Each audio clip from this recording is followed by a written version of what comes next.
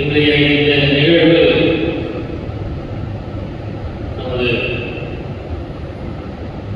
உடலால் இங்கு இல்லாவிட்டாலும் உணர்வுகளால் இங்கு நிறைந்து இருக்கக்கூடிய நமது தப்பையா சுவாமி அவர்களுக்கு அர்ப்பிக்கின்றேன்.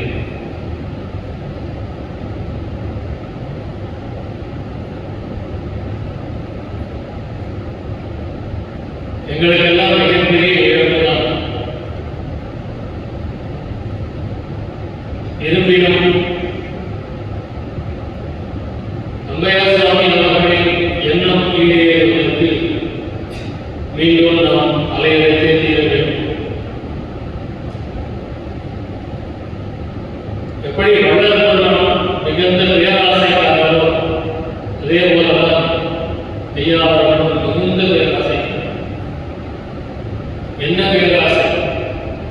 இந்த சன்மார்க்கம் உலகெங்கும் பரவ வேண்டும், அனைத்து மக்களும் சன்மார்க்கங்களாக வாழ வேண்டும், அனைவரும் நோயற்ற வாழ்வில் வாழ வேண்டும் என்கின்ற மிகுந்த பேராசைக்காரர் தான் ஐயா.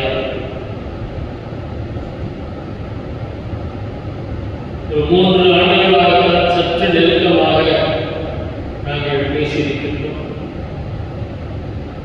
இதில் குறிப்பாக சென்ற ஆண்டு மிகவும் நெருக்கமாக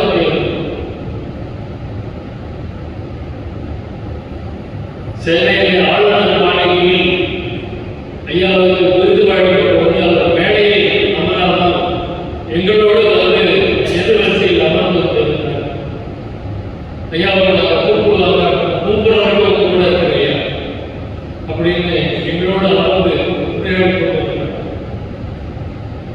அவங்க கூப்பிட்டதுக்காக கூட போக வர அப்படின்னு சொல்லி சற்று நேரம் காலம் பழக்கி தான் கிடைக்கும். தொலைபேசியில் உரையாடி இங்க வந்த போதெல்லாம் அவர் ரொம்ப நேரம் பேச அவர் இல்லை என்கின்ற எண்ணம் நம்மிடையே இருக்கக்கூடாது என்பதை நான் இங்கே வலியுறுத்த விரும்புகின்றேன்.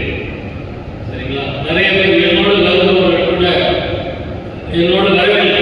காரணம் அவங்க என்ன சொல்றாரு, அவர் இல்லாத இடத்துக்கு வரது எங்களுக்கு விருப்பம் இல்லை அப்படின்னா நான் சொன்னேன், அவர் இல்லைங்கிறது எப்படி உங்க மனசுல தோணுது? அவர் இல்லைன்னு எப்படி தோண முடியும்? இப்ப வளராக இல்லைன்னு நமக்கு தோண முடியுமா? அது போல தானே அவர் இல்லை என்று தோன்றினாலே நீங்கள் அவரிடத்தை அன்பு வைக்கவில்லை என்றுதான் அர்த்தம் சொல்லிட்டு தான் வந்தது. இல்லை இந்த தடவை நீங்க போயிட்டு வந்ததுங்க, அடுத்த தடவை நம்ம வரோம். ஸோ அப்போ அந்த மனம் எப்படி செயல்படுகிறது? ஐயா அடிக்கடி சொல்லுவாங்க, வெள்ளப்பெருமான் வந்து மனம் ஒரு குழந்தை வேற, அது சாதாரண குழந்தை கூட இல்லை அப்படின்னு சொல்லுவாங்க. அதனால அவர் இல்லை என்கின்ற எண்ணத்தை நான் மாற்றிக்கொண்டு நீங்க உட்கார்ந்து கேட்டுக்கிறேன். அவருடைய எண்ணம் அங்க இருக்கிறார் அப்படிங்கிற எண்ணத்தோடு நாம் பயணித்தோம் மிகவும் சிறப்பாக இருக்கும். அற்புதமான ஒரு தலைப்பு. ஏனென்றால் இப்போ அவர் இல்லைன்னு நினைச்சிருக்கிறது கூட ஒரு திரை ஒரு திரை தான். அதனால நீங்க எனக்கு கொடுத்திருக்கக்கூடிய தலைப்பு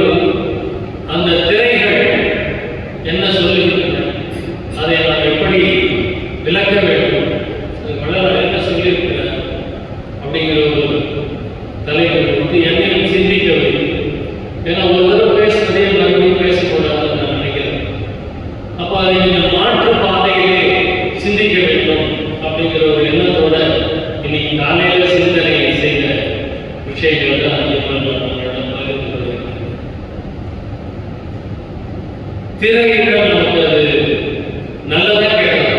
கலந்துக்கிட்டீங்கன்னா நல்லா இருக்கும். இல்லாட்டி ஒன் சைடாகவே போயிருக்கும். எனக்கு எப்பயுமே வந்து அந்த ஒரு பக்கமாக இருக்கிறது கலந்துக்கிட்டீங்க அப்படின்னா நம்ம 12 மணிக்கு நோக்கி போக போகிறோம். கொஞ்சம் அசதி சேர்த்து தான் வரும். இந்த அரங்கத்தில் அசதி கல்வி கிடையாது. இருந்தால் திரையிட நமக்கு நல்லதா கிடையாது.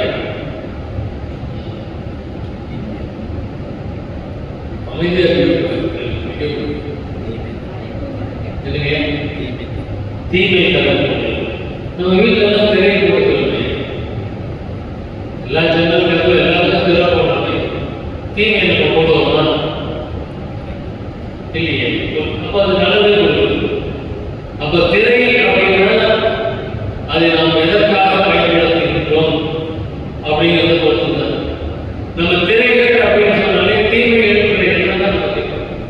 ரொம்ப அழகாக வளர்க்கப்பட்ட அந்த திரைகளை சக்திகள் என்று சொல்லி, அத்தனை திரைகளையும் சக்திகள் என்று சொல்லி, பெரும் சக்திகள் நமது ஆன்மாவை விட ஆண்டவனை விட வலிமையானதுதான் அந்த திரைகள். அப்படிதானே? ஏன்னா அது திரையிலேயே மறைக்கக்கூடிய அளவுக்கு நம்ம எவ்வளவு ஆன்மம் இருப்பதற்கு. அப்ப நம்ம திரைகளை நிச்சயமா பார்க்கணும். திரைகளை நிச்சயமா பார்க்கணும். அது வந்து மாற்றிட்டு திரைகள் மிகுந்த வலிமையான ஆன்மாவுக்கு வலிமை ஜாஸ்தியா ஆன்மாவுக்கு வலிமை ஜாஸ்தியா? சொல்லுங்க. ஆன்மாவுக்கு வலிமை ஜாஸ்தியா ஆன்மாவுக்கு வலிமை ஜாஸ்தியா? ஆன்மா எதை வச்சு சொல்றீங்க? ஆன்மாவை ஆண்டவனால் கூட ஆக்கவோ அழிக்கவோ முடியாது. ஆன்மாவை ஆக்கவோ அழிக்கவோ முடியாது. முடிஞ்சிருச்சு. அது எப்படி இறைவன் அனாதியாக இருக்கின்றானோ அதே போல இந்த ஆன்மாவும் அனாதியானது. அதை ஆக்கவோ அழிக்கவோ முடியாது. இந்த பேருண்மையை நாம் புரிந்து கொள்ள வேண்டும். அப்பதான் அந்த ஆன்மாவுடைய ஆற்றல் தரம் நமக்கு தெரியும். அதனுடைய ஆற்றல் தெரியாததுனால்தான் நாம் இன்னும் ஆன்மாவை தெரிந்து கொள்ள முயற்சி செய்யவில்லை. ஆன்மாவை தேவையா? யாராவது ஆன்மாவை தேவையா? ஆன்மாவை தெரிவிக்கணும். காலையில் போகணும், மத்தியானம் போகணும், சாயங்காலம் போகணும், ராத்திரி போகணும், உட்கார்ந்தா நடந்தா. ஆன்மா என்னாச்சு? ஆன்மாவை யாரால் தெரிந்து கொள்ள முடியும்? ஆன்மாவினால் மட்டுமே ஆன்மாவை கொள்ள முடியும்.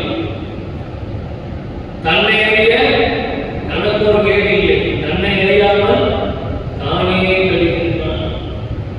எவ்வளவு வருஷத்துக்கு முன்னாடி சொன்ன இன்னும் அது உண்மைதான்.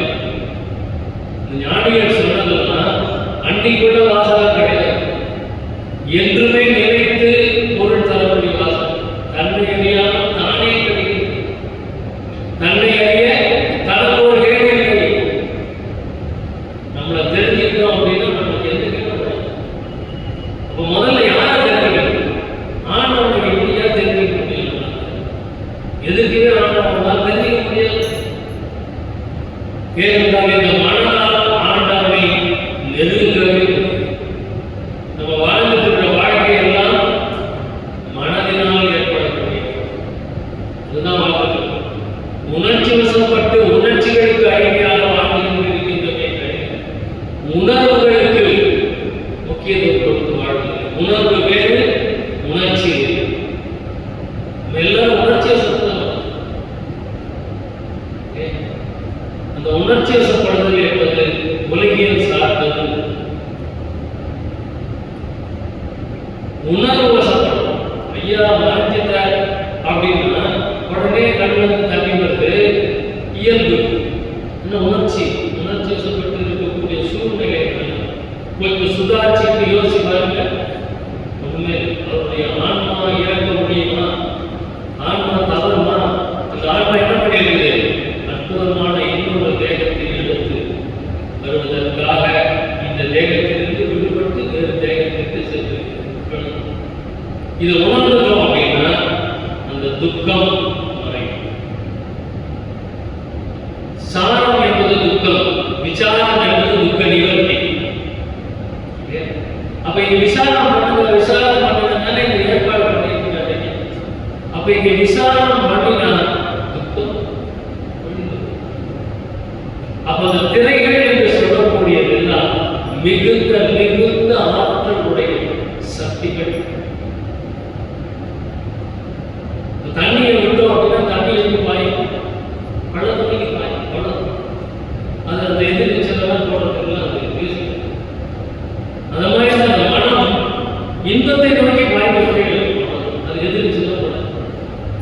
மனம் அப்படின்னு சொன்னாலே அது உடனே எது இன்பமாக இருக்கும். பாவக்காய் வச்சுட்டு லட்டு வச்சீங்கன்னா ஆண்டவடிதான் மனம் லட்டுக்கு தான் போகும். பாவக்காய் எவ்வளவு நல்லது இப்படி எவ்வளோ சொல்லியிருக்காங்க. மனம் இறைத்தான் என்றால் மனம் என்பது இன்பத்தை நோக்கி செல்லக்கூடிய அந்த மனசை பிடிச்சி இழுத்து உண்மையான இன்பம் எதுன்னு தெரியும் என்பது. மனசுல உண்மையான இன்பம் எது? நம்ம எல்லாரும் உண்மையான இன்பத்தில் தான் வாழ்ந்துருக்கோமா? உண்மையான இன்பத்தை நோக்கி தான் போய்கிட்டு இருக்கோமா? இப்ப இந்த சொற்கள் கேட்பது கூட உண்மையான இன்பத்தை தருமா? கேட்கிறதே கதவு திறந்து வெளியில் இறங்கின உடனே மனம் எதனை காயும்?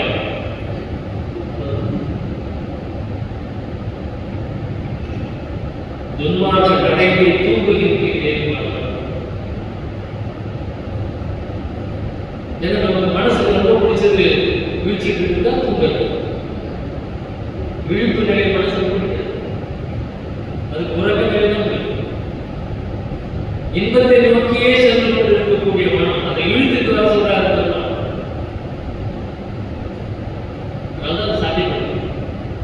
எனக்கு உண்மையான இன்பம் எது அப்படின்னு தெரியல. தெரிஞ்சா மனசு பக்கத்தில் உண்மையான இன்பம் எது? இதுதான் நமக்கு ஒரு பொய்யான போலியான இன்பத்தை நோக்கி அதை அடிப்படையாக வைத்துதான் வாழ்க்கையே 60 வயசு வரைக்கும் சம்பாதிக்கும். எப்போ இப்பெல்லாம் 22 வயசுல சம்பாதிக்க ஆரம்பிச்சிருக்கேன். அதிகபட்சம் 22 வயசு தான். எனக்கு கேம்பஸ் கல்லூரியில் இருக்கும் பொழுதே வாழ்க்கையில என்னன்னு தெரியாத நேரத்திலே கையில பணம் பண்ணுவோம். அப்போ வாழ்க்கை தெரிஞ்சிக்கக்கூடிய அவசியமே இல்லாமல் போயிட்டு கேம்பஸில் போற பசங்க அத்தனை பாருங்க 1% பொறுப்பு. அந்த பணம் எதற்காக அப்படின்னு நம்ம யோசிக்கிறதுக்கு முன்னாடி செலவு பண்ண அப்படிதான் நம்முடைய வாழ்க்கை. இந்த மாநில தேகம் எதற்காக நமக்கு கிடைத்திருக்கின்றது அப்படிங்கிற சிந்தனை நமக்கு வருது. நான் சம்பாதி நான் படிச்சதுக்கு நான் வேலை பண்ணுறேன், சாமான் கொடுக்குறாங்க, நான் செலவு பண்ணுறேன், சந்தோஷமா இருக்கேன். அவ்வளோதான் அவனுடைய வாழ்க்கை தத்துவமே. அவ்வளோதான். இப்போ மனித தொடர்பு அப்படிதான் இருக்கு. நான் பிறந்தேன், வளர்ந்தேன், நல்லா சாப்பிட்டேன், நல்லா தூங்கினேன், நல்லா ஆரோக்கியமாக இருந்தேன், சம்பாதிச்சேன், குடும்பம் நடந்தேன், செலுத்தேன். அப்ப இந்த மனித தேகத்தின் காரணமே நமக்கு புரியவில்லை. இதுதான் மிகப்பெரிய இந்த தேகம் எதற்காக கொடுக்கப்பட்டிருக்கிறது? எதுக்காக இந்த தேகம்? எதுக்காக? ஆன்ம லாபத்தை அடைகிறது. அப்ப அதுல ஆன்ம லாபம் 2 லாபம். அப்ப ஆன்மாவை தெரிந்து கொள்ள வேண்டும். தன்னை அறிந்து இன்னொரு புத்தியிலாக ஒரு தன்மையை சொல்ல வேண்டும். தன்னை அறிந்தால்தான் இன்பம். தன்னை அறிந்து இன்பம். தன்னை அறியாமல் இன்பம் செய்வதெல்லாம் துன்பமாக. தன்னை அறிந்து இன்பம். அப்ப தன்னை அறிவதுதான் முக்கியமான நம்முடைய வாழ்க்கை முக்கியமான குறிக்கோள். முதலிலே தன்னை அறிவது. ஞானசாலையில 7 தரப்பட்டிருக்கிறாங்க. 7 திரைகள் அந்த திரைகள் எதை மறைந்திருக்கிறது? அந்த திரைகள் நீக்கினோம்னா நம்ம என்னத்தை பார்க்கணும்? ஜோதி பார்க்கலாம். என்ன ஜோதி? திருவண்ணாமலையில் ஜோதி காமிக்கிறாங்க. ஐயப்பன் அங்கேயும் ஜோதி காமிக்கிறாங்க. நம்ம வடமலையும் ஜோதி காமிக்கிறாங்க. இதெல்லாம் மனுஷன் தான் ஏற்றிருக்கிறாங்க. ஏதாவது தன்னால் உருவாக மனுஷனே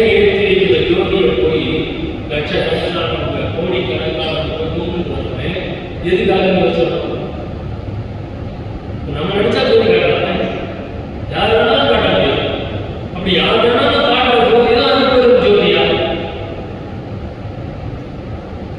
தைப்பூசத்துல 7 திரை தூக்கினோம்னே எல்லாரும் கையை தூக்கி கூப்பிட்டு அறுபது தேதி கணிப்பது தேதி எவ்வளவு பெரிய கோஷம் எதுக்குன்னு கேட்கணும். எதிர்மறையா பேசலாம். அந்த திரை எதை மறைத்துக் கொண்டிருக்கிறது என்ற உண்மை சன்மார்க்கிகளுக்கும் தெரியவில்லை. வேணுபதேசத்தில் வெளிப்படையாகவே சொல்றார், ஆன்ம அறிவை விளக்கமின்றி மூடி இருக்கின்ற திரைகள். அப்ப ஆன்ம அறிவை விளக்கமின்றி மூடி இருக்குது. அப்ப அந்த திரை நீச்சுன்னா திரை வெளிச்சுன்னா என்ன தெரியுதுங்க? ஆன்ம அறிவு தானே. அதை போய் அதற்கு போகணுமே யோசிச்சோம் இல்லையா? ஒரு உவமை ஏற்பதற்காக அவமானத்திற்காக பெருமானை ஞானசபையை கட்டி இத்தனைக்கும் பெருமான் ரொம்ப மன்னிக்கணும். இப்பொழுது நான் செய்து கொண்டிருக்கக்கூடிய ஞானசபை வழிபாடு வள்ளல் பெருமான் ஏற்படுத்தியது அல்ல.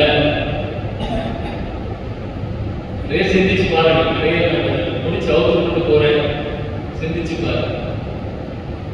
பெருமான் ஜோதி தரிசனம் காட்டியதே இல்லை. 1772 ஞானசபை துவங்கப்பட்டது என்கின்ற வரலாறு இருக்கிறது. 1874 தைப்பூச தினத்தன்று வள்ளல் பெருமான் திருக்காப்பிட்டிருக்கின்றார். 72, 73, 74 3 வருஷம் வள்ளல் பெருமான் ஜோதி தரிசனம் காட்டினாங்க. 74 திருக்காப்பிட்டிருக்கிறாரு. அன்னைக்கு ஜோதி தரிசனம் காட்டினதா ஏதாவது தகவல் இருக்குதா? அன்னைக்கு தானே திருக்காப்பிட்டிருக்கிறார். காலையில் ஜோதி தரிசனம் காட்டினாரு.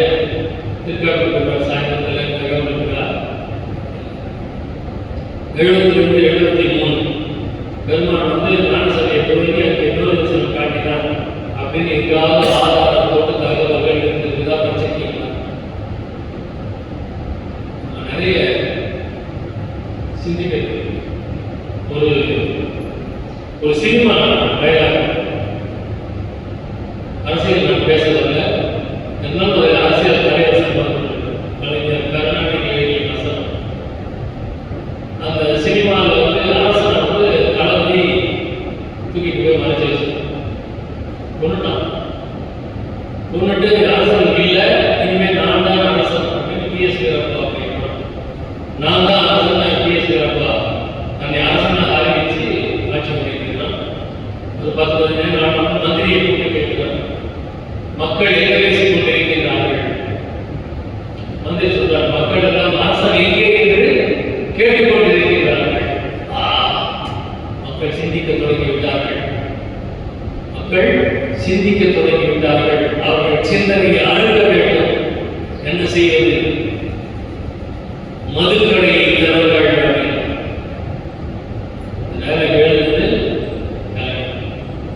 சினிமாவில் மக்கள் சிந்திக்க கூடாது என்றால் மதுக்கடையை திறந்திருக்க வேண்டும் அப்படின்னு அந்த படத்துல மதுக்கடையை திறந்து கொஞ்ச நாள் கழிச்சு மந்திரி, மக்கள் இப்போது என்ன பேசிக் கொண்டிருக்கிறார்கள்?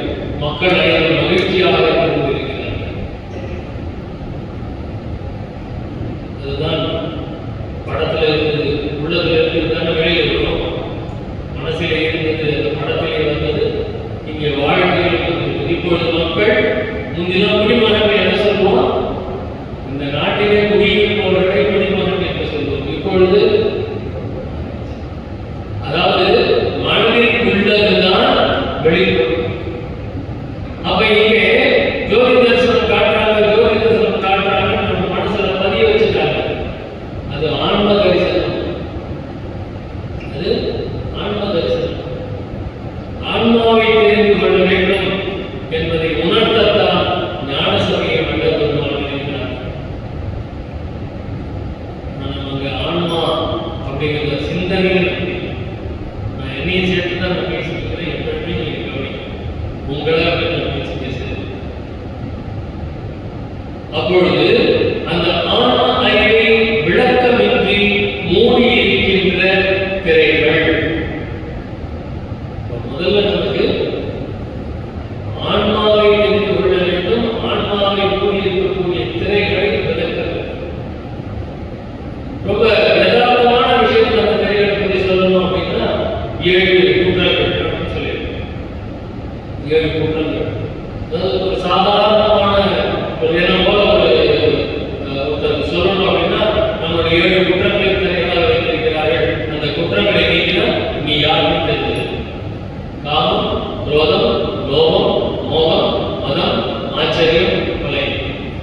7 குற்றங்கள் அடிப்படையாக இப்படி பேசிக்கிறது நம்ம அப்படியே போகலாம். அப்ப அந்த 7 குற்றங்கள் நம்முடைய திரைகளாக இருக்கின்றன. எதற்கு திரைகள்? ஆன்மாவை உணர விட்டாமல் இந்த 7 குற்றங்களும் நம்மை வழிநடத்தி கொண்டிருக்கின்றன. இந்த 7 குற்றங்களுக்கு தலைவர் யாரு? மனசு. 7 குற்றங்களுக்கு தலைவர் மனசு. மனசுக்கு தலைவர் யாரு? இந்த தேகம். இந்த தேகம் யாரால் சிருஷ்டிக்கப்பட்டது? இந்த தேகத்தை உண்டாக்குறது யாரு? இறைவனா? இல்லை, மாயையால் சிருஷ்டிக்கப்பட்ட தேகம்.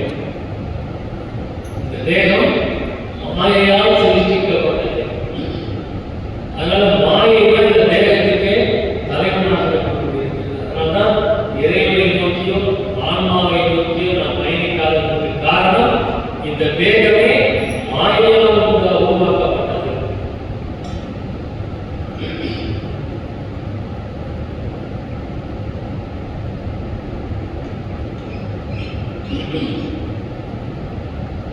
ஒரு ஆணும் பெண்ணும் கலப்பதனால் உருவாகின்றன. என ஆன்மாவாக உருவாக ஒரு ஆணும் பெண்ணும் கலக்கும் பொழுது அவர்கள் ஆன்மாவை உருவாக்கவில்லை. ஆன்மா என்பது ஆக்கவோ அழிக்கவோ முடியாது. இது அடிப்படை. அப்ப அவங்க உருவாக்குறது இந்த தேகம். அவங்க 2 பேரும் கலக்கிறதுக்கு பேர் என்ன? மாயை. கணவன் மனைவி கலக்கும் பொழுது அதற்கு காரணமான அந்த மாயை இந்த தேகத்தை உருவாக்குகிறது. அதனால்தான் இந்த தேகம், இந்த தேகத்துக்குள்ள இருக்கிற அத்தனையும் மாயைக்கு அடிமையாக செயல்பட்டு கொண்டிருக்கிறது. அதனால மனசு சதா சிற்றின்பங்களை நாடியும், சிற்றின்பம் அப்படின்னா உடனே எல்லாருக்கும் செக்ஸ் தான் நடக்கும். எல்லாமே நம்முடைய ஆசையான அத்தனையும் சிற்றின்பம்.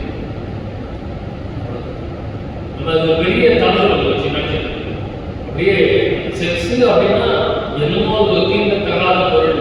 நம்மளாம் 2 பேரோட செக்ஸ்னால தான் பிறந்தோம். நமக்கு குழந்தைய நம்மளோட செக்ஸ்னால தான் பிறந்துக்குது. ஆனால் அதை பற்றி யாராவது பேசினாலே அவன் அயோக்கியம் பண்ண மாயையால் சிருஷ்டிக்கப்பட்ட தேகம் இது. அதனால இந்த மாயையில் அந்த தேகத்துக்கு தலைவனாக இருக்கிறது. ஆன்மா எப்படி இருக்குது? எல்லாரோட இறைவன் இருக்காங்க. எல்லாரோட இறைவன் இருக்கு. அப்புறம் ஏன் இறைவன்? அப்புறம் ஏன் இவ்வளவு தப்பு பண்றோம் மனுஷன்? ஏன் இவ்வளவு இறைவன் உள்ள இருக்காங்க, அப்புறம் எப்படி இவ்வளவு தப்பு பண்றோம்? இறைவன் எப்படி இருக்கிறான்? பகவத்கீதை பிரபாகரன் சொல்றான், இறைவன் சாட்சி பிரதமாக இருக்கிறான். வெறும் சாட்சி தான். நல்லது கெட்டது எப்படி சொல்றாங்க? வெறும் சாட்சி. உள்ள இருக்கக்கூடிய இறைவன் சாட்சி. நீ என்ன பண்ற? நான் வேலைக்கு போகிறேன். அதுக்கு முன்னாடி தண்டனை கொடுத்தா நான் கொடுப்பேன். நான் என்ன சொல்றேன்? போக மாட்டேன். அப்பா அம்மா கூட கூட இருக்கிற ஏதாவது தப்பு பண்ணா எப்பால பண்ணாத தப்புன்னு சொல்லுவாங்க. அப்ப உள்ள இருக்கிற இறைவன் சொல்ல மாட்டேன். இறைவன் எதுக்குள்ள இருக்கிறான்? நம்ம உடம்புக்குள்ள இறைவன் இருக்கிறான். அந்த இறைவன் எதுக்குள்ள இருக்கிறான்? ஆன்மாக்குள்ள இருக்கிறான். ஆன்மாவே சமையலாகவும் அந்த உள்ளொழியே பதிலாகும். அப்ப ஆன்மாக்குள்ள இறைவன். ஆன்மா என்பது ஒரு பிரகாசம், அதற்குள் இருக்கும் பிரகாசம் கடவுள் பிரகாசம். அப்ப அந்த உள்ள இருக்கக்கூடிய கடவுள் பிரகாசத்தை தெரிஞ்சுக்கணும்னா முதல்ல நம்ம என்ன பண்ணணும்? இப்ப இந்த ரூபுக்கு வரணும்னா இந்த கதை இருக்கணும். இந்த கதை தரத்துக்கு வெளியில் ஒரு கேட் வச்சிருக்கேன். அதை தரப்பா உள்ள வரும். இந்த கேட்டை தரணும் இதுக்காக தரத்துனாலும் உள்ள வரும். அப்ப அந்த ஆன்மா என்கின்ற அது முதல்ல நமக்கு விளங்கி, அப்பதான் அதுக்குள்ள இருக்கக்கூடிய கடவுள் விளங்கி. ஆன்மா விளங்கணும் அப்படின்னா மனசு நிக்கணும். அது செயல்பட்டுட்டே இருக்கிற வரைக்கும் ஆன்மா வளர்க்கிறது. எத்தனை கோடி மக்கள் ஒரு 100 வருஷம் முன்னாடி இருக்கிற யாரும் இப்ப இருக்கிறவங்க யாரும் 100 வருஷம் கழிச்சு இருக்க போவதில்லை. உண்மையாக அதை பற்றி தான் நம்ம போயிடும். நம்ம ஒன்றும் மரணங்களாக பெருவாழ்வை நோக்கி பயணிக்கவில்லை, மரணத்தை நோக்கி பயணிக்கவில்லை. நான் காலையில் டிஃபன் சாப்பிட்டேன், அது நான் வாழ நினைச்சிருக்கீங்களா? சத்தியமா இல்லை, சத்தியமா இல்லை. வாழணும்னா டிஃபன் சாப்பிடக்கூடாது. டிஃபன் சாப்பிட்டது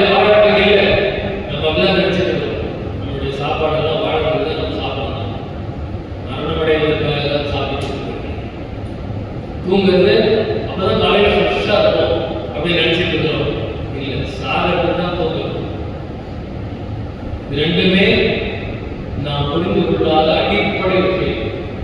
நம்ம வாழ்க்கைதான் சாப்பிடணும்னு நினைச்சிருக்கிறோம், தூங்கி எழுந்தாலும் நல்ல ஆரோக்கியமா இருக்கணும்னு நினைச்சிருக்கிறோம். ரெண்டுமே தாராளம் இருக்கு. ஆன்மீக வாழ்க்கை என்பது உலகியல் வாழ்க்கை என்பது எதிரெதிராக.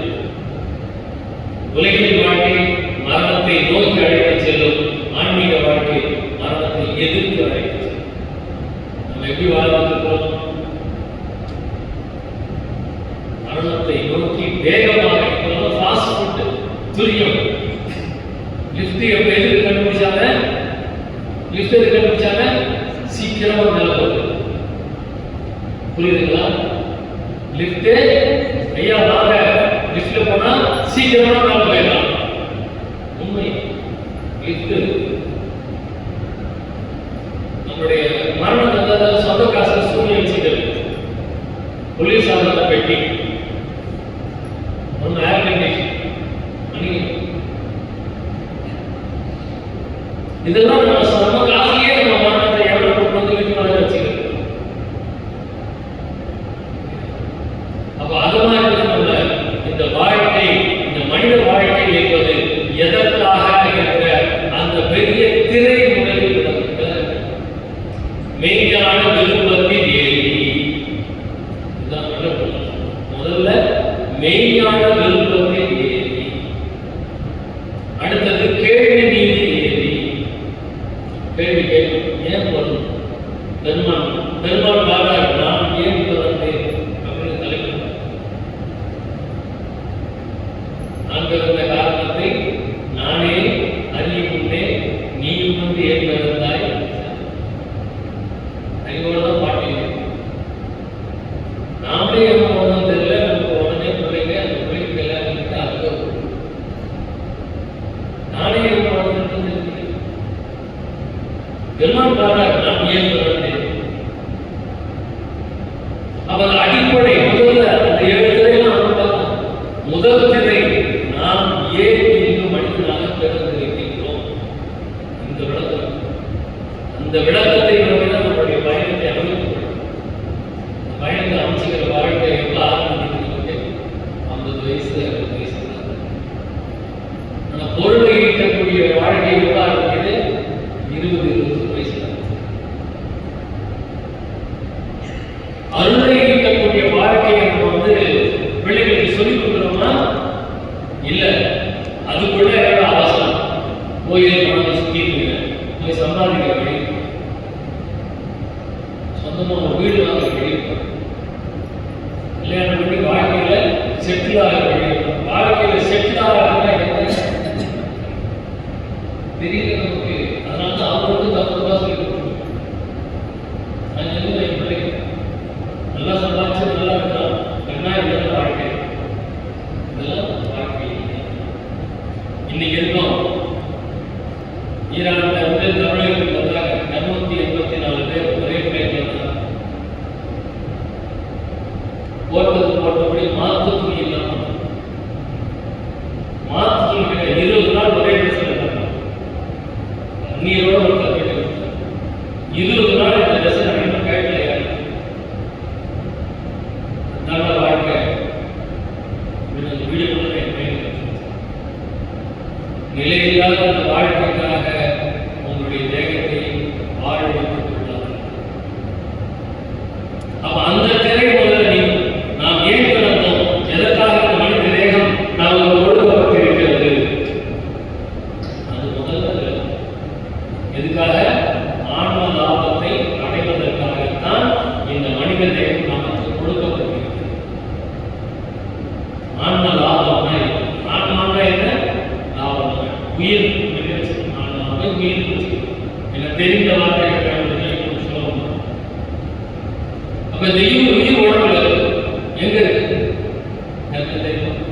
கண்ணுக்கு, காலுக்கு, தூக்கத்துக்கு, வாய்க்கு, இறப்பை, நுரையீரல் என்னென்னமோ இருக்கு. எல்லாத்தையும் ஸ்கேன் பண்ணி மொத்தத்தையும் கண்டுபிடிக்கிறோம். உயிர் எங்க இருக்கு? எவனால கண்டுபிடிக்கிறது? துரியோதனன் கண்டுபிடிச்சு வச்சிருந்தான், பீமன் கண்டுபிடிச்சு வச்சிருந்தான். படிச்சிருக்கோமா இல்லையா? 2 கோடி உயிர் எங்க இருக்கு? கிருஷ்ணனுக்கு தெரியும். நமக்கு நம்மளோட உயிர் எங்க தெரியும்? யாருக்காவது தெரியும்? என்ன நம்மளுடைய உயிர், அந்த உயிர் நாம வாழ்க்கையை வாழ்ந்துருக்கிறோம். ஆனா அந்த உயிர் எங்க இருக்கு நமக்கு தெரியும். எந்த விஞ்ஞானிக்கும் தெரியல. எல்லா சயின்டிஸ்டும் எவ்வளோ ஸ்கேன் பண்ணி என்ன பண்ணிப்பாங்க, உயிர் எங்க இருக்குன்னு தெரியல, எப்படி வெளியே போகுது தெரியல. உயிர் போயிடுச்சு அப்படின்னு நம்ம தான் சொல்லலாம். செயல்பாடுகள்லாம் நின்றோம்னா உயிர் போயிடுச்சு. செயல்பாடுகள் தாராளமாக இருக்கும்போது உயிர் போக போகுதுன்னு சொல்லலாம். ஆனால் ஏதோ உயிர் போய்கொண்டு இருக்கிறது அப்படின்னு எங்கேயாவது போய் எடுத்துக்கணும். அப்ப நம்ம உடம்புல இருக்கிற உயிரே எங்க இருக்கு நமக்கு தெரியாம ஒரு வாழ்க்கை வருது. அப்ப அந்த உயிர் நம்ம கண்டுபிடிக்கணும். இந்த திரைகள் எல்லாம் நீங்கினாதான் நமக்கு அந்த அறிவே வரும். அதுக்காக பகவான் திரைகள் ஜோதி தரிசனம் போடல.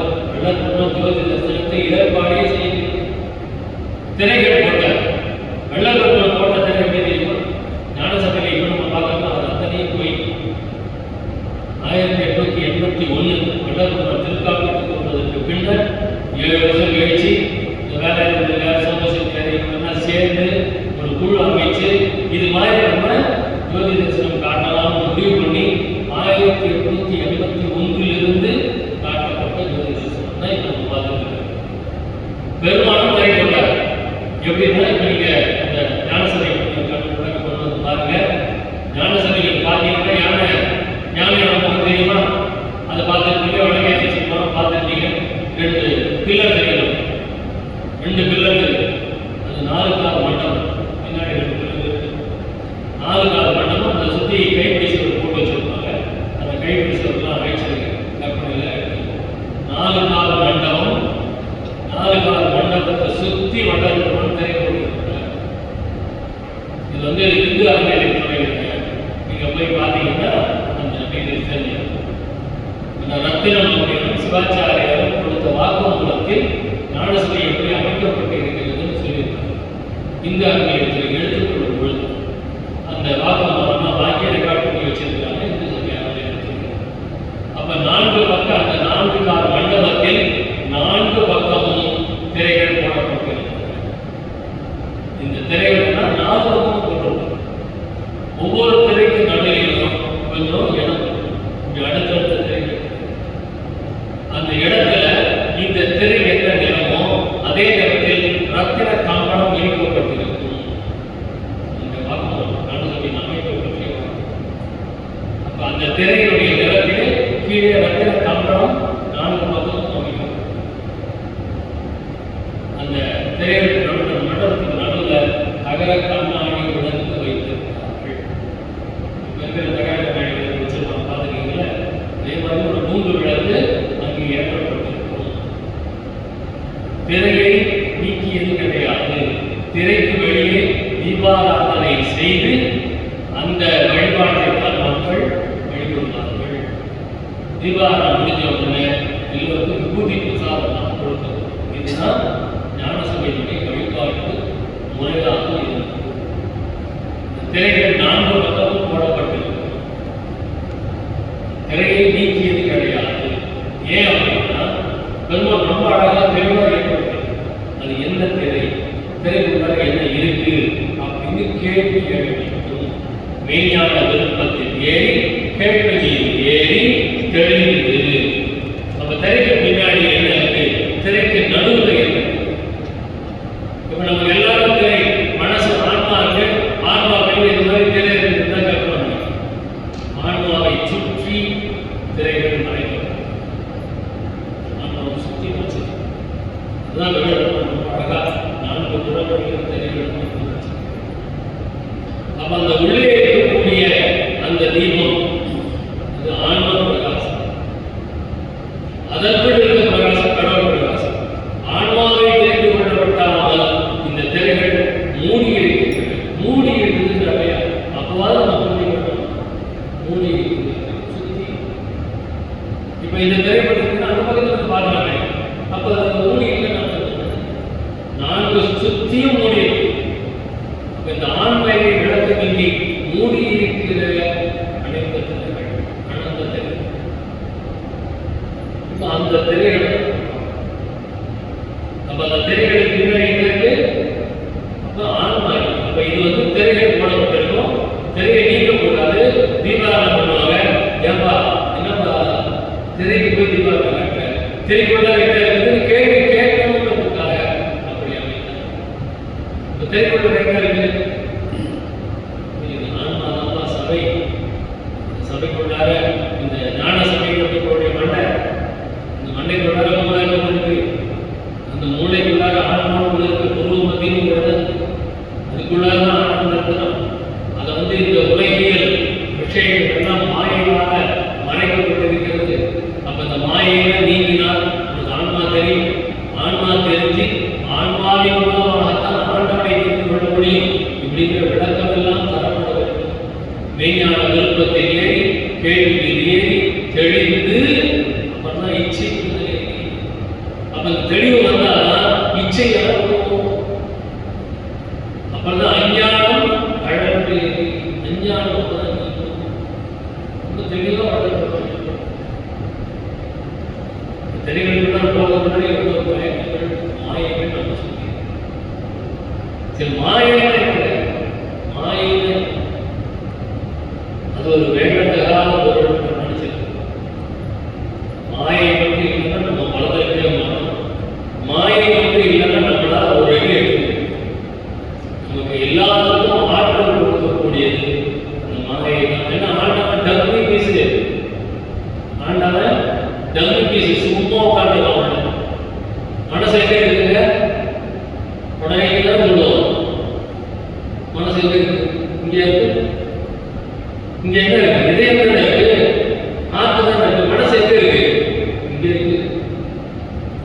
நம்ம தப்பா தானே பார்த்துட்டு இருக்கோம். சாதாரண உதாரணம் அப்படியே மனசு வலிக்குது. மனசு இங்கதான் இருக்கு. இங்கதான் பிடிக்கும். மனசாட்சி தொட்டு சொன்னா இங்க தொடரக்கூடாது. இங்கதான் தொடரும்.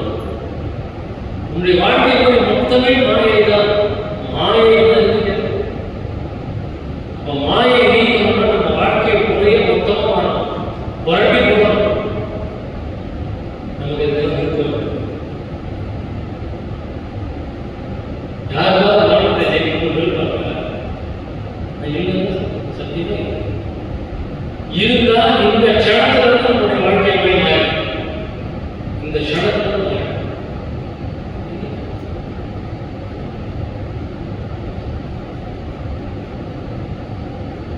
கரை மாயை கருத்தரம் தெரியால் அரைசது மறைக்கும் அருட்பேரும் சொல்லுவோம். அகவத்தில் வரக்கூடியது பேரு நீர பெருநிலை அதனால் ஆவி மறைக்கும் அருட்பேரும். ஒரு வரிய வார்த்தை குறைச்சிங்கன்னா விளக்கம். கரையில் மாமாயை கரும் பெரும் திரையால் அரைசது மறைக்கும் அருட்பேரும். ஒரே ஒரு விண்ணப்பம் சொல்லியிருக்கேன். மகாமந்திரத்தை தயவு செய்து எழுத்துக்கள் இல்லாமல் உச்சரிக்கும். தாழ்மையான வேண்டும். மகாமந்திரம் எப்படி எழுதி பாருங்க. எழுத்துக்கள் அருட்பெரும் இங்கு வரும்.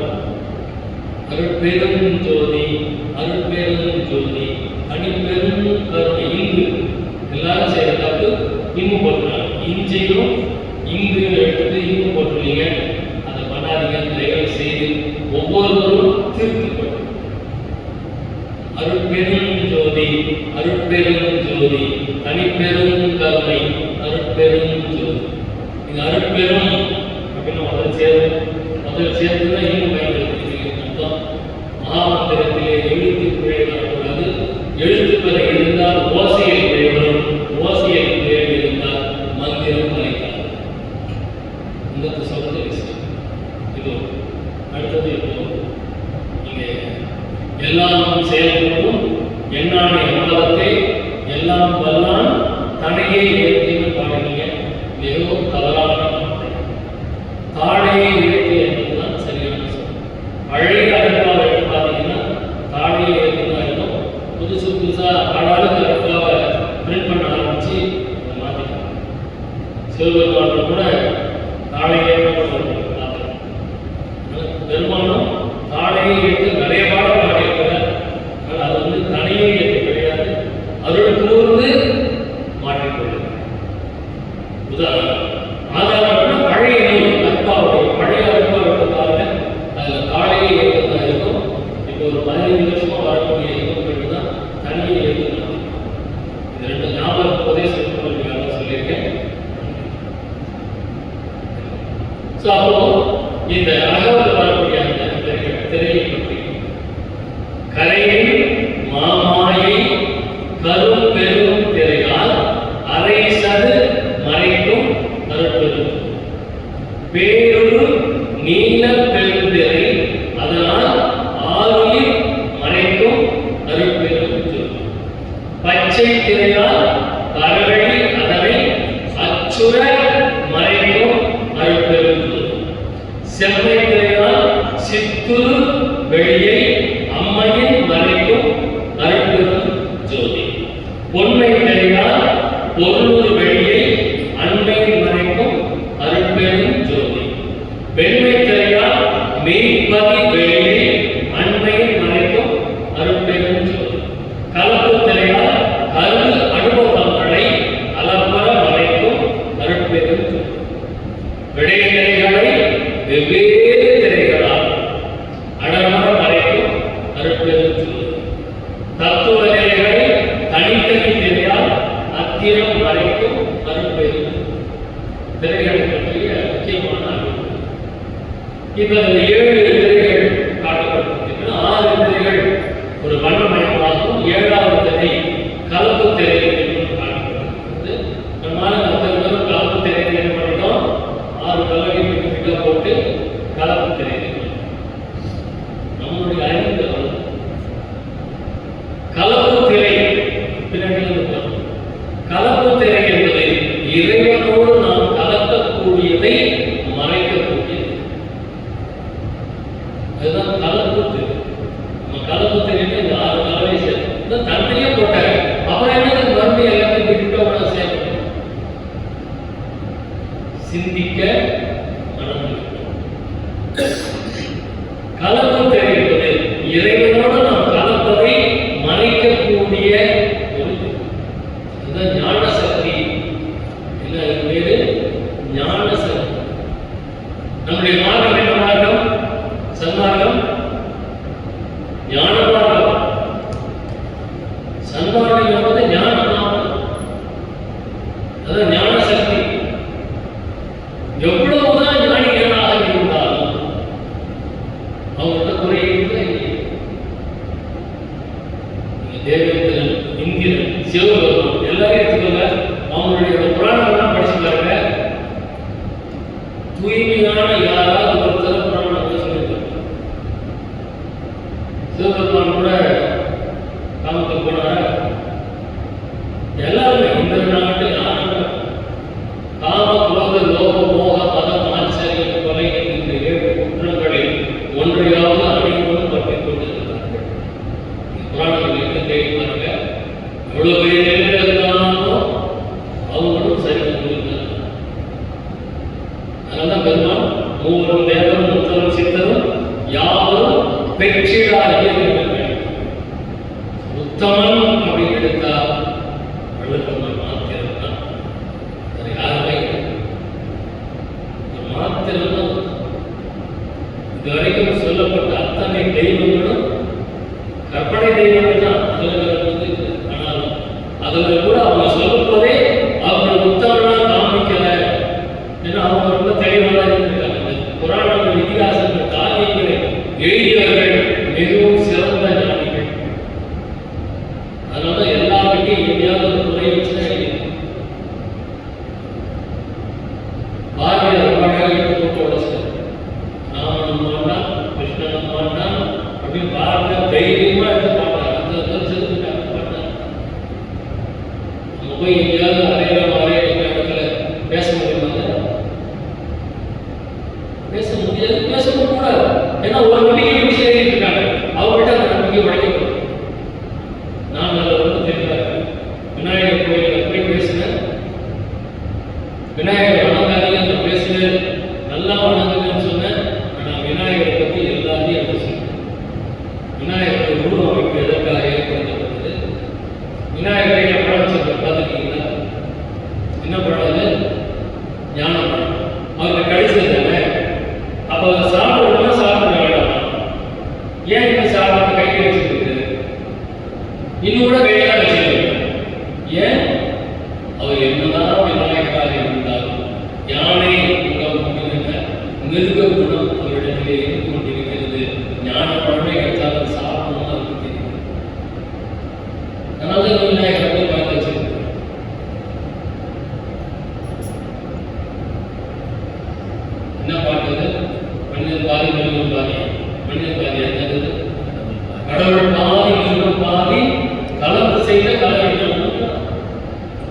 அப்போ விநாயகர் கோயில் தான் பேசுகிறேன். அவங்க நல்லா விநாயகர் கோயில்னு சொல்லிட்டு அதனுடைய விளக்கங்கள் அவனுக்கு என்னதான் நம்ம பத்தியா இருந்தாலும் மிருகமான நம்மகிட்ட இருந்துட்டு இருக்கும். மிருகமான இருக்கும்போது ஞானமான கையில வச்சாலும் சாப்பிட முடியாத பேசுது. முருகன் கோயில போய் பேசுது. முருகன் பத்தி யாரு? யாருக்கும் வேமே. ஆமா, முருகன் பத்தி யாரு? வேறுடைய தத்துவம் இல்லை. மயில் சேவம் எங்கே வந்துச்சு? அரக்கம் இருந்தாலும் மயில் சேவம். அப்ப அந்த முருகன் பெருமானுடைய விளக்கம் என்ன? இந்த உடம்புக்குள்ளார இருக்குது. முருகன் பெருமானுடைய மொத்த விளக்கம் இந்த நெத்தியில் நடந்து ஆழ்ந்த சுப்பிரமணியன் தலைப்பில் இருந்து உரைக்கிறது. அதை படிச்சீங்கன்னா முருகன் பெருமானுடைய மொத்த விளக்கமும் இந்த நெத்திக்குள்ளார இருக்கு. அப்ப முருகன் கோயிலுக்கு போயிட்டு முருகனை கும்பிடாதீங்க நான் சொல்ல மாட்டேன். நல்ல கும்பிடுங்க, கந்த சக்தி படிங்க, முருகன் பாட்டு அறுப்பான நிறைய இருந்தாங்க. இதெல்லாம் படிங்க எடுத்துக்கொண்டு முருகன் பாட்டு அறுப்பான அவ்வளோ இருக்கு. இதெல்லாம் படிங்க. கந்த சக்தி உடம்பு அவ்வளோ இருக்கு. 6 நாள் வரணும், 10 நாள் வரணும். கந்த சக்தி வரணும். பின்னணி முயற்சி பண்ணி பாருங்க. 5 கிலோ குறைஞ்சிருவீங்க. 6 நாள் 5 கிலோ குறைஞ்சிருவீங்க. எல்லாம் வெயிட் லாஸ் டாக்டர் போட்டு ஆல்டர்னேட்டிவ் தான் எடுத்துக்கிட்டா வெயிட் லாஸ். நான் சொன்னேன் பாதி 10 நாள் பட்டியாக இருந்தாங்க. 10 நாள் பட்டியாக 10 நாளைக்கு முன்னாடி அத்தனை வாழ்க்கை என்ன சேர்த்து வச்சுருக்கீங்க பட்டினியாக கணக்கு செய்ய. அவங்க கந்த சேர்ச்சி விரதம் இருங்க, கந்த சேர்ச்சி கவசம் படிங்க. அது படிச்சுன்னா மூச்சு பயிற்சியே தேவையில்லை.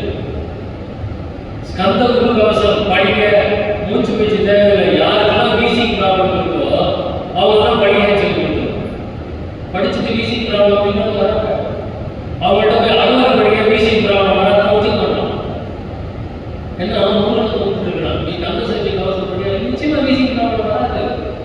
ஏன்னா அவனுடைய எழுத்துக்களின் அமைப்பு, ஓசைகளின் அமைப்பு அப்படி. நம்முடைய திருவடி பயிற்சியை சத்தமா படிச்சீங்கன்னா என்னதான் உங்களுக்கு வீசிங் ப்ராப்ளம் இருந்தாலும் 10-15 நாள் நல்ல குளிர் எடுக்கிற நேரத்தில் காலையில் எழுந்திருச்சு திருவடி பயிற்சி சத்தமா படிக்கணும். அப்படி படிச்சீங்கன்னா வீசிங் ப்ராப்ளம் அருட்பாலை எல்லா வகையான மருந்துகளும் அருட்பாலையும் இருக்கு. இதெல்லாம் நமக்கு தெரியல. இதெல்லாம் பெரிய திரைகளாக தெரியுது. அப்ப இங்கே பொன்மை தெரியால் பொருளுரு வெளியை, பொன்மை தெரியால் பொருளுரு வெளியை அண்மையில் வரைக்கும் அருட்பேரும் சொல்லி, வெண்மை தெரியால் நீர்ப்பதி வெளியை அண்மையில் வரைக்கும் அருட்பேரும் சொல்லி, கலப்பு தெரியால் கருது அனுபவம் வழி. அந்த கலப்பு தெரிகிறது எதையோட நாம் கலக்கிறது. தாசமாகம், சர்வதர்மாகம், சகமாகம், சன்மாகம். தாசமாகம் ஆண்டான் அடிமை, சர்வதர்மாகம் அப்பா பிள்ளை, சகமாகம் தோழமை நட்பு, சன்மாகம் நானும் நீயும் வேறல்ல 2 பேரும். அதுதான் சன்மாகம். அவங்க கலப்பு திரை என்பது இறைவனும் நான் பாடல் பெற்றேன் என்றும் இரவாமை வேகம் தவிர்த்தேன், இரவாமை வேகம் தவிர்த்தேன். இறைவனை உச்சே காலத்தான் நான் அவனை உச்சே காலத்தேன் ஒன்றாமே. அவன் காலத்துல நான் காலத்தை 2 பேரும் ஆயிடும். அதாவது எதிர்வாதம் இரவு சந்தாரத்தை உச்சநிலையில மனமுதாக்கு நினைச்சிட்டு இருக்கோம். இல்லை, அதை தாண்டி கடவுள் நிலையிலிருந்து அம்மையமாதல். அதுதான் கடவுள் நிலையிலிருந்து அம்மையமாதல் தான் சந்தாரத்தை முடிக்க முடியும். அதுதான் இங்க கலப்பு தெரியும். நாம் இறைவனோட கலக்கலாம் வரலே மறைக்கப்பட்டிருக்கிறது. இதுவரைக்கும் அந்த ஞானிகள் என்ன பண்ணாங்க? இறைவனுடைய திருவடியை சேர்ந்து அடைய வேண்டும். இறைவனுடைய திருவடியை சேர்க்கணும். இறைவனுடைய நிழலை இருக்கணும்.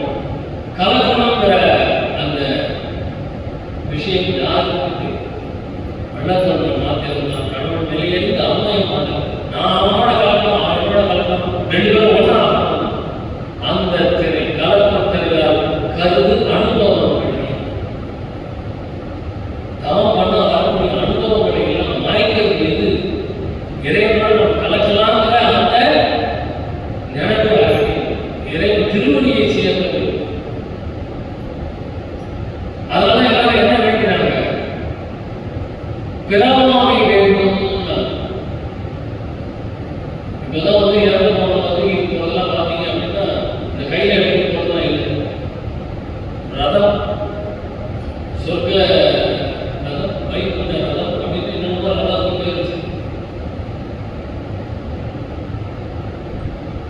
இங்கே அந்த பிறவாமை வேண்டும் அப்படின்னா சொல்லலாம், இறவாமை வேண்டும்.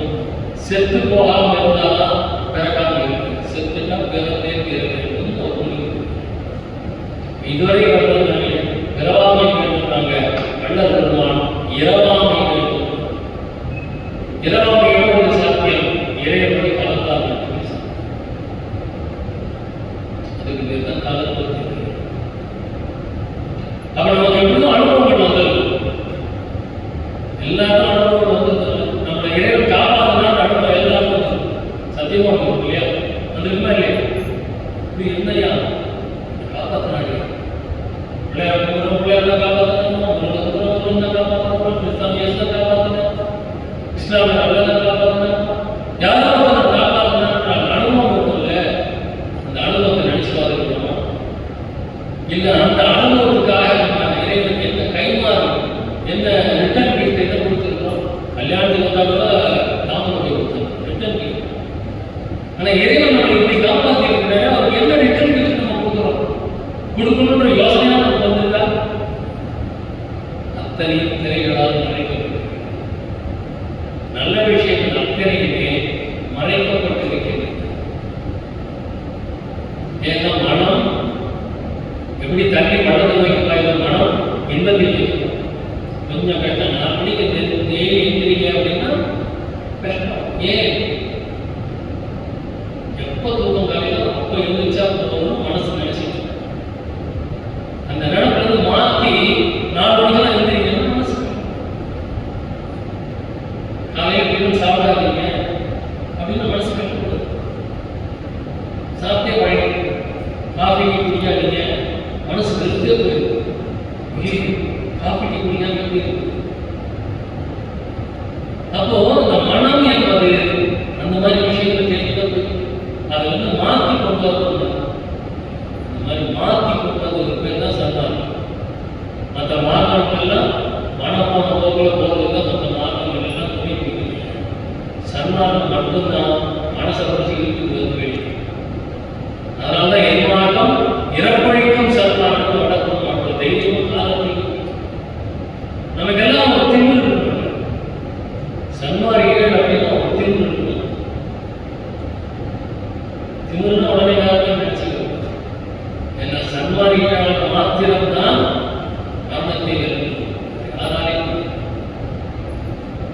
அந்த சன்மார்க்கம் என்பது இறப்பழிக்கும் மார்க்கத்தை நாம் இருக்கின்றோம் என்கின்ற ஒரு மோதை திமிர் நம்மள்தான் இருக்கும்.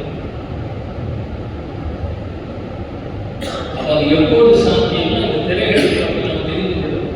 நம்ம எது மறைச்சி எது தடையாக இருக்கிறது? நீங்க கரண்ட் போயிடுச்சு அப்படின்னு உடனே என்ன பண்ணணும்? உடனே ஒரு ஜென்செட் வச்சிருக்கீங்க. அப்ப அந்த தடைகளை நீக்க வள்ளல் பெருமாள் ஜாதி வேண்டாம், மதம் வேண்டாம், சமயம் வேண்டாம், மதம் வேண்டாம் சொன்னார். ஏன் சொன்னார்? அதுக்கு என்ன காரணம்? சமயத்தை பிடிக்காத வள்ளல் பெருமாளுக்கு சமயத்தை பிடிக்காத, அவருக்கு சமயத்தை பிடிச்சவங்க யாருமே பிடிக்கும். அவருக்கு மதம் பிடிச்சாலே வேறு யாருக்குமே மதப்பட்ட கிடையாது. வள்ளல் பெருமாள் அவ்வளவு சமயம் பற்றி அவ்வளவு மதப்பட்டு யாரும் கேட்டுக்கொண்டு படிக்க. ஆனா வள்ளல் பெருமாள் அதை மறுக்கிறார். ஏன் மறுத்தார்? இதெல்லாம் எதுக்கு தடையாகவே? தயவுக்கு தடையாக எது இருந்தாலும் அதை வள்ளல் பெருமாள் மறுக்கிறார். வேற ஒண்ணுமே காரணம். அதெல்லாம் மறுத்ததுக்கு காரணம் அந்த சமயம் நம்ம கீழே இருக்கணும். அதெல்லாம் காரணமே கிடையாது. தயவுக்கு தடையாக இருக்கிறது. எது தயவுக்கு தடையாக வளர்த்து உண்மையான அடிப்படை காரணம்.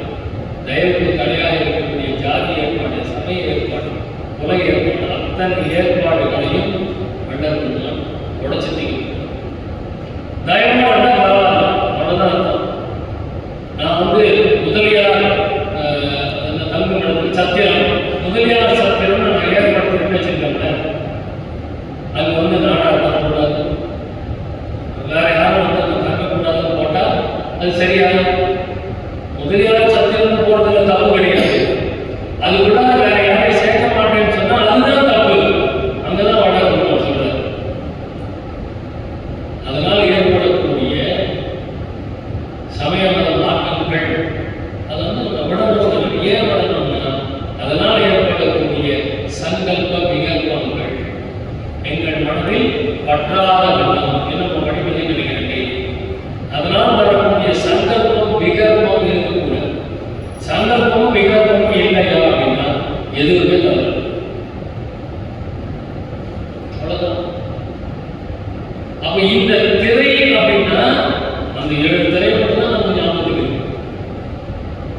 நம்ம வாழ்க்கை ஒவ்வொரு வினாடியும் திரைகளால் மறைக்கப்பட்டுதான் இருக்கு. அதுதான் சுருக்கியில் உணர்ந்து அந்த 7 கேடகை கூட இருக்கிறார். கலையின் மாமாயை கரும்பெரும் திரையால் அரை சிறு மறைப்பு அனுப்பு. கரையின் மாமாயை அது எப்படிப்பட்ட திரை? கரும் பெரும் திரை. கருப்பானது. கருப்பானதுன்னா கருப்புக்கு என்ன நடக்கும்? அஞ்ஞானம், அறியாமை. இருட்டுன்ற ஒரு வார்த்தையே கிடையாது. தெரியுமா? இருட்டுன்னு ஒரு வார்த்தையே கிடையாது. வெளிச்சமின்மை, அதுதான் உண்மையான வார்த்தை. இருட்டுன்னு ஒரு வார்த்தை கிடையாது. வெளிச்சமின்மை, அதுதான் உண்மையான வார்த்தை. இருட்டுன்னு கிடையாது. ராத்திரினா ஒண்ணு இருக்கு நினைச்சிருக்கிறோம்ல, எல்லாத்தையும் நிறுத்திட்டு ராத்திரி அமாவாசை கூட அப்படி போய் வெளியில நின்று பாருங்க. ஒரு 5-10 நிமிஷத்துல எல்லா பொருளும் தெரியாது. பார்த்துருக்கீங்களா இல்லையா? கண்ணு தெரியாம இருக்காது, எதுக்கு இருக்கிற பொருள் தெரியாம இருக்காது. நல்ல இருட்டு என்பது கிடையவே கிடையாது. வெளிச்சம் வெளிச்சமின்மை, அது ஒரு பெரிய மனிதன், அது ஒரு பெரிய திரை. இருட்டு நினைச்சிருக்கோம். அப்ப கரும் பெரும் திரையால் எதை மறைக்கிறது? அரை சது மறைக்கும் இருப்பது. இறைவனுடைய அந்த அரசு அவன் எப்படி ஆட்சி கொண்டிருக்கின்றான் என்பதை மறைக்கக்கூடியது மாமாயை. கரையின் மாமாயை கரும் பெரும் திரையால் இறைவனுடைய ஆட்சியை மறைக்கும். அது மறைக்கிறது எது? அருட்பெரும். அப்ப அந்த மாமாயை அப்படிங்கிற அந்த திரை எது அப்படின்னா மாயா சக்தி, ஆற்றல். திரைகள் எல்லாம் அற்புதமான ஆற்றல் கிடைக்கும். மாயா சக்தி. மாயா யாருடைய அம்சம்? யாருடைய அம்சம்? தூக்கம் வந்துச்சா? தூக்கம் வருதுன்னா ஒரு நிமிஷம் எழுந்திரிச்சு உட்காரு.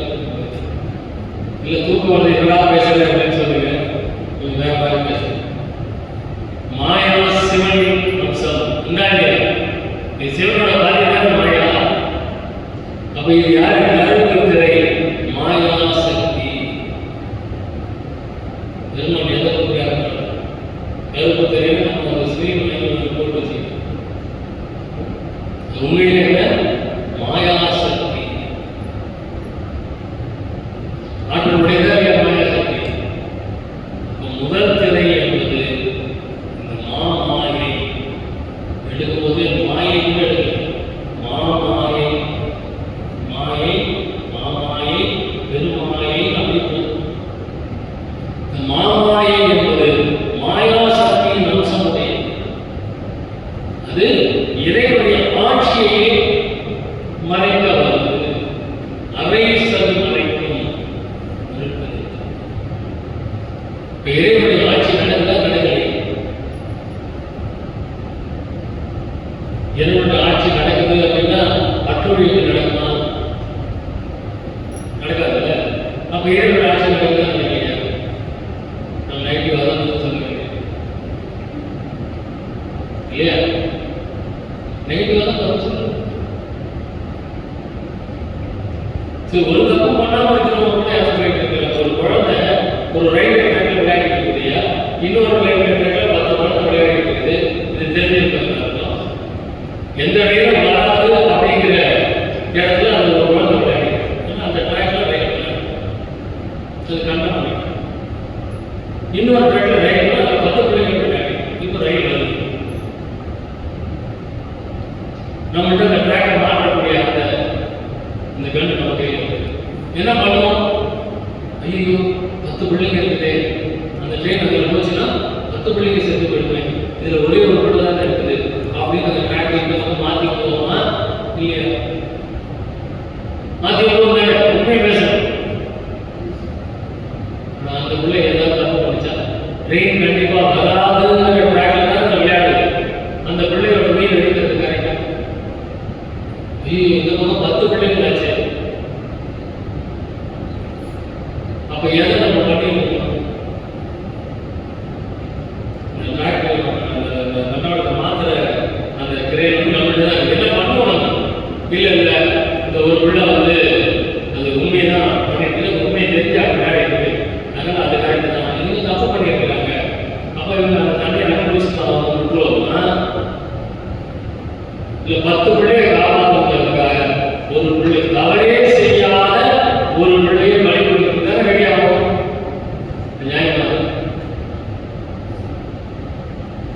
இறைவனுடைய ஆட்சி அப்படின்னு நம்ம புரிஞ்சுக்கணும். எவ்வளோ பேர் இருக்கிறாங்க, இவ்வளோ அற்புழை பண்ணி உட்கார்ந்துருக்கிறாங்க, அவங்கெல்லாம் நல்லா தான் இருக்கிறாங்க. இப்போ இறைவனுடைய ஆட்சி அவருடைய கணக்கு வேறங்க, அந்த கணக்கு நமக்கு தெரியாது. இறைவனுடைய கணக்கு வேற. எதற்காக, எதை, எப்படி, எப்பொழுது செய்ய வேண்டும் என்பது இறைவனுக்கு மாத்திரமே தெரியும். வெளிச்சம் தெரியும். நம்ம எவ்வளவு அறிவுடைய இறைவனுடைய இறைவனுடைய ஆட்சியை தெரிந்து கொள்ளப்பட்டால் இந்த மாமாயை என்கின்ற அந்த மாயா சக்தி நம்ம எல்லாம் மறைத்து கொண்டிருக்கிறது. நம்ம ஏன் போறோம் தெரியாது. செத்து போன நாடிகள் எல்லாம் எங்க போறாங்க, திரும்பி போறாங்களா, பிறக்கலையா தெரியாது. எதுவுமே இறைவன் எங்க இருக்கான் தெரியாது. எப்படி இருப்பான் தெரியாது. சுனாமி ஆரம்பிச்சு 3 லட்சம் பேர் ஒரே இடத்துல செத்து போயிட்டாங்க. 3 லட்சம் பேர் பாவம் பண்ணாங்களா? அது ஒருத்தவங்க நல்லா இல்லையா, ஒருத்தவங்க புண்ணியமா இல்லையா தெரியும். எந்த கேள்வி கேட்டாலும் நமக்கு பதில் என்ன தெரியும். அதுதான் நம்மளுடைய முதல் தெரியும்.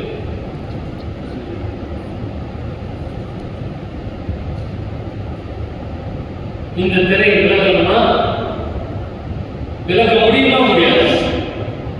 கரையின் மாமாய் கரும் திரையால் அரை செல் மறைக்கும் மாயா சக்தியை வெல்ல முடியுமா? சிவனுக்கு பார்வதியும் போட்டி வச்சு யார் ஜெயிச்சா? சிவன் ஜெயிச்ச. என்ன பண்ணாரு? பார்வதி வச்சு. பார்வதி என்ன சொன்னா? சக்தியிலேயே சிவன், சிவன் அவர்களுக்கு சண்டை. இங்கதான் வீட்டில் சண்டை சண்டை போடுகிறாங்க. அவங்க சண்டை தான் போடுறாங்க. அது ஒரு குடும்ப கல்யாணமே காலத்தில் அமைச்சு வச்சிருக்கிறாங்க. அவங்களே ஒரு குடும்ப கல்யாணம் வச்சிருக்காங்க. ஏன்னா இல்லறத்தில் இருக்கணும் அதை வலியுறுத்துவதற்காகத்தான் அத்தனை தெய்வங்களையும் இல்லற தெய்வங்களாக கிடைத்தார்.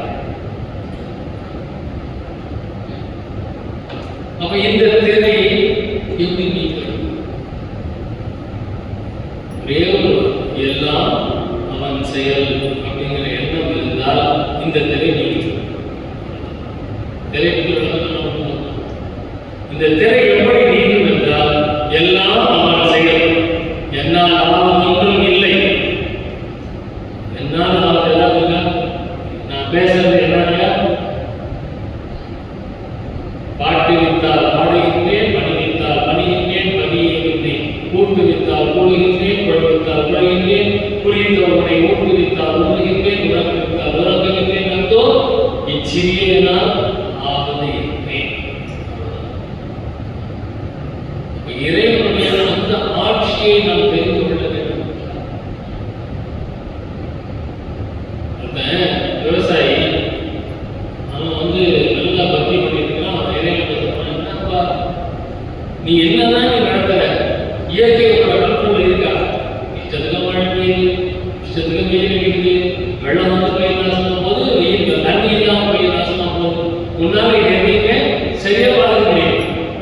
ஆனால் நீ என்ன பண்ற? நீ ரெஸ்ட் எடு. 1 வருஷம் இந்த இயற்கையை நான் பார்த்துக்கிறேன். நல்ல பக்தி. 1 வருஷம் இந்த இயற்கையை நான் பார்த்துக்கிறேன், நீ போய் ரெஸ்ட் எடு. அதுக்கப்புறமா நீ வந்தா போறோம். ஏன்னா உனக்கு இதெல்லாம் பார்த்துக்க தெரியல. இச்சத்துக்கு வேண்டாம் வைக்கிற பயிர் போயிடுது, வெயிலே மழை பெய்ய வைக்கிற பயிர் போயிடுது, எல்லாம் கஷ்டப்படுறாங்க. அதனால போய் அமைதியா அவன் தான் அற்புதமா மழை, வெள்ளமே கிடையாது, அழகா மழை பெய்யும், அழகா பெய்யும், கொஞ்சமா புல் இருக்கும், கொஞ்சமா பனி இருக்கும், ரொம்ப அழகா அற்புதமா போனோம். 5 மாசமா அப்படியே 2 அடி இருக்கிற பயிர் 4 அடி அப்படி வளர்ந்து இருக்குது. அவன் இறைவனை பார்த்து அப்படி சிரிச்சு கேட்கிற, பாத்தியா இந்த வருஷம் விளைச்சல் எப்படி இருக்குது பாத்தியா? நீயும் பண்ணி இறைவன் சிரிச்சுட்டு சரி ஆகட்டும் ஆகட்டும். அறுவடை காலம் வந்துச்சு, அறுத்து போடலாம், மலைமலையா பண்ணி எல்லாம் அறுத்து அந்த நெல் எடுத்து பார்க்கறாங்க. நெல் பதறாங்க, உள்ள அரிசியே எல்லா நெல்லும் அப்படியே பதற. ஒன்றும் புரியல, போயிச்சிருக்கீங்கன்னா இப்ப இறைவன் சிரிக்க, என்னடா என்னமோ அழகாக இருந்தோம், மழை அழகாக பெய்ய வச்ச, கையில கரெக்டா படுக்க வச்ச, எல்லாத்தையும் அருமையா பண்ணியே, பயிர் எல்லாம் நல்லா பார்த்துக்கிட்டே, என்னடா ஆச்சு உன் பயிர்? அதான் எனக்கு புரியல. 2 அடி வளர்ந்தது, 4 அடியா வளர்ந்தது, ஆனா உள்ள எல்லாம் பதறா கிடக்குது. என்ன இறைவா, நீ என்ன விளையாடிட்டியா? நான் என்ன விளையாடுறேன்? இயற்கையை நீ தான் பார்த்துக்கிறேன். அப்புறம் இதுக்கு என்ன காரணம்? எனக்கு ஒன்றும் புரியல அப்படின்னு நான் அதுக்கப்புறமா கண்ணீர் பண்ணிட்டேன். இறைவன் சொன்னார், இது அப்படி இல்லைடா, தண்ணி இல்லாத போது வேறு தண்ணியை தேடி போய் ஸ்ட்ராங் ஆகிடும். அதிகமா மழை பெய்யும் போது ஸ்ட்ராங்கான வேறு தன்னை தானே காத்து. அப்படி ஒவ்வொரு பயிரும் எதிர்நீச்சல் போட்டு வளர்ந்தாதான் உள்ள அரிசி இருக்கும். எந்த கஷ்டமும் தெரியாம ஒரு கம்ஃபர்ட் சோன்லயே வச்சுட்டு இருக்கீங்கன்னா உள்ள வெறும் பதறாதான் இருக்கும். அப்போ அந்தந்த சூழ்நிலைக்கு ஏற்ப தன்னை மாற்றிக்கொண்டு திடப்படுத்திக் கொண்டு வளர்றதுனாலதான் நான் இருக்கும் போது வரக்கூடிய பயிர் ஒரு சிறப்பாக இருக்கு. இதே மாதிரி நம்ம பிள்ளைகளையும் நம்ம வளர்க்கறது கம்ஃபர்ட் ஜோன்லயே பிள்ளைகளை வச்சிருந்தோம்னு வச்சுக்கோங்க. இப்ப பாருங்க, எல்லா பிள்ளைகளும் ஐயோ என்ன பயிர் எனக்கு தெரியுமா, தாங்கவே முடியல. நான் சொல்லுவேன் அவங்ககிட்ட, போங்கடா, இப்ப கூட தளம் போட்டு இருக்கக்கூடிய மனிதர்கள் இருப்பாங்க. இந்த வெயில்ல தான் அவங்க தளம் போட்டா சீக்கிரமா செட் ஆகுது. இந்த வெயில்ல தளம் போட்டு இருப்பாங்க. போய் அவங்க வீட்டுல அவன் என்ன வெயில் அப்படின்னு சொன்னான்னா சாப்பாட்டு வழி கிடையாது. நம்ம கம்ஃபர்ட் ஜோன்ல ஏசி இல்லாம தூங்க மாட்டான், பெட் இல்லாம தூங்க மாட்டான். அப்படி ஒரு கம்ஃபர்ட் ஜோன். பஸ் மேல தெரியாது, ஏற மாட்டான். இப்படி கம்ஃபர்ட் ஜோன்ல வளர்றவங்க எப்படி இருப்பாங்க? வெறும் பதவிகளாக. அந்த மாதிரி அந்த இறைவனுடைய ஆட்சியை தெரிந்து கொள்ளாமல் நம்ம வாடகை நம்ம வச்சது வாழ்ந்துட்டு இருந்தோம் அப்படின்னா நாம் அனைவரும் வெறும் பதவிகள். முதல்ல இந்த திரை நீங்க வேண்டும் என்றால் சரணமாக வேண்டும். இறைவனுடைய ஆட்சியை தெரிந்து கொள்ள வேண்டும், அதை புரிந்து கொள்ள வேண்டும். எல்லாத்துக்கும் பின்னாடி ஒரு காரணம் நம்மளுதான் வெயிலியாக விளையாடுகிறது, ஏதோ ஒரு காரணம் இருக்கு. அதுக்கு பின்னாடி ஒரு காரணம் இருக்கு, அது ஆண்டவனுக்கு தெரியும். அடுத்த தெரியும் நீலத்திரை, பேரும் நீல பெருந்திரை. அதனால் ஆவியில் மறைக்கும் அரும்பெருது. எதை மறைக்குது? உயிரை மறைக்குது. நீலத்திரை, நீலத்திரை, பேரு நீல பெருந்திரை. அதனால் ஆவியில் இரண்டாவது திரை நம்மை நாம் தெரிந்து கொள்ளும். இந்த உயிர் எங்கே இருக்கிறது? உயிர் வரும் வகையிலேயே உயிர் எப்படி வந்தது தெரியல. உடல் வரும் வகையிலேயே உடம்பை சமாளிச்சு. அப்ப இந்த உயிரை பற்றிய அறிவு இல்லை, அதை மறைக்கின்றது வேறொரு நீல பெருந்திரை. அதனால் ஆவியை மறைக்கும் அரும்பெரும் கிரியாசக்தி. இந்த நீலத்திரை என்பது கிரியாசக்தி.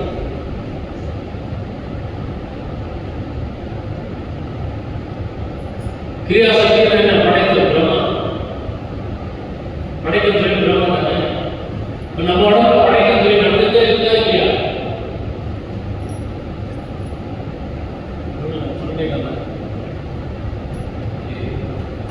ஒரு தெரிய நம்ம உடம்புல படைக்கும் சொல்லி நடந்துட்டே இருக்கா இல்லையா? எது படைக்க வேண்டும்? உடம்புல நமது எண்ணங்கள். எண்ணங்கள் உருவாகிட்டே இருக்குங்க, அதான் படைக்கும். அந்த எண்ணங்கள் உருவாகிட்டே இருக்குது. அதனால என்ன பண்ணணும்? நம்ம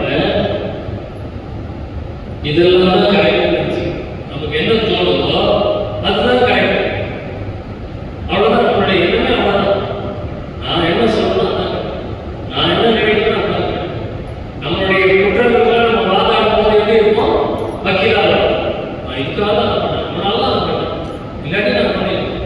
நான் அடுத்தவங்க குற்றத்தை பற்றி பேசும்போது நீதிபதியாக மாறிடும். அதெல்லாம் கிடையாது, தப்புதான். நம்முடைய குற்றத்துக்கு நம்ம தான் வக்கீல், அடுத்தவங்க குற்றத்துக்கு நீதிபதி. பேரொரு நீளம் பெருந்தது எதனால்? ஆவியில் மறைக்கும். இதனுடைய கருத்துக்களை நம்முடைய உயிரை மறைக்கக்கூடும். உயிரை பற்றிய விளக்கமே நமக்கு எல்லாருக்கும் ஏன் வரலன்னா நம்முடைய கர்ம வினைகளும் நமது எண்ணம். அப்ப அந்த உயிரை பற்றிய விளக்கம் துரியோதனனுக்கு எப்படி உயிர் பற்றி தெரிஞ்சு அவன் உயிரை வந்து அவன் எங்க வேணாலும் அனுபவிச்சிருக்கான். பீமன் அவன் உயிரை எங்க வேணாலும் வச்சுக்கலாம். அவ்வளவு தல ஆட்டம் முடியாது.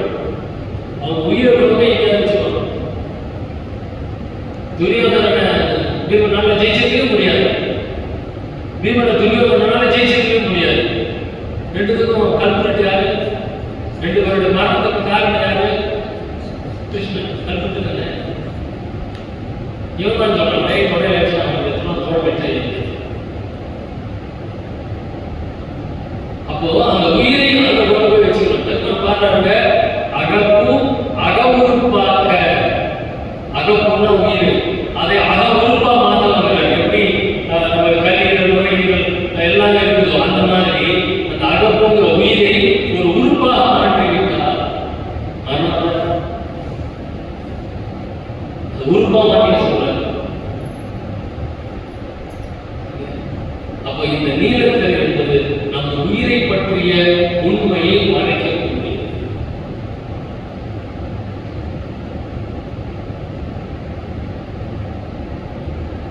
அப்ப இது வந்து கர்ம வினைகளுக்கு காரணம்.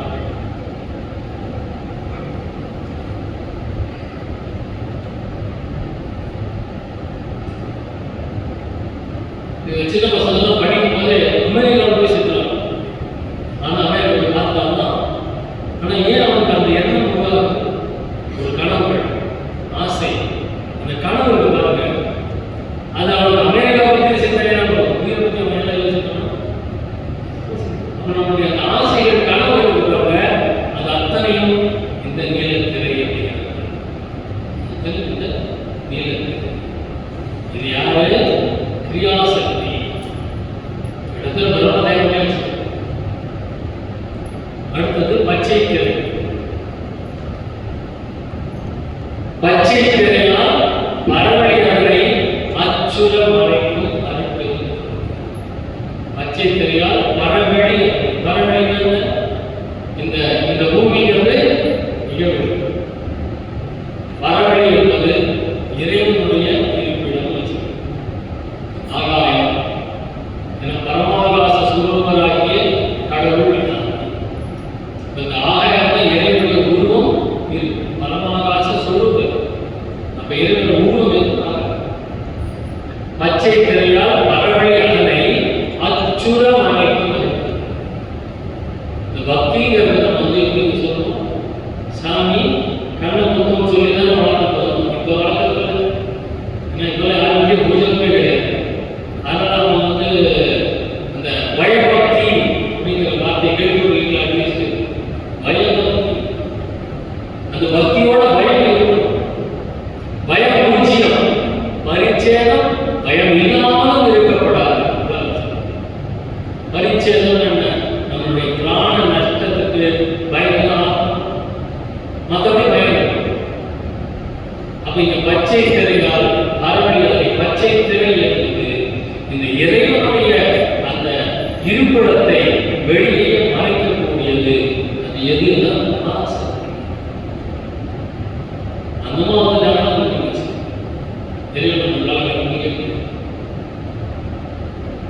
பராசக்தி அத்தனை சக்திகளும் சிவனின் சுரூபம் தான்.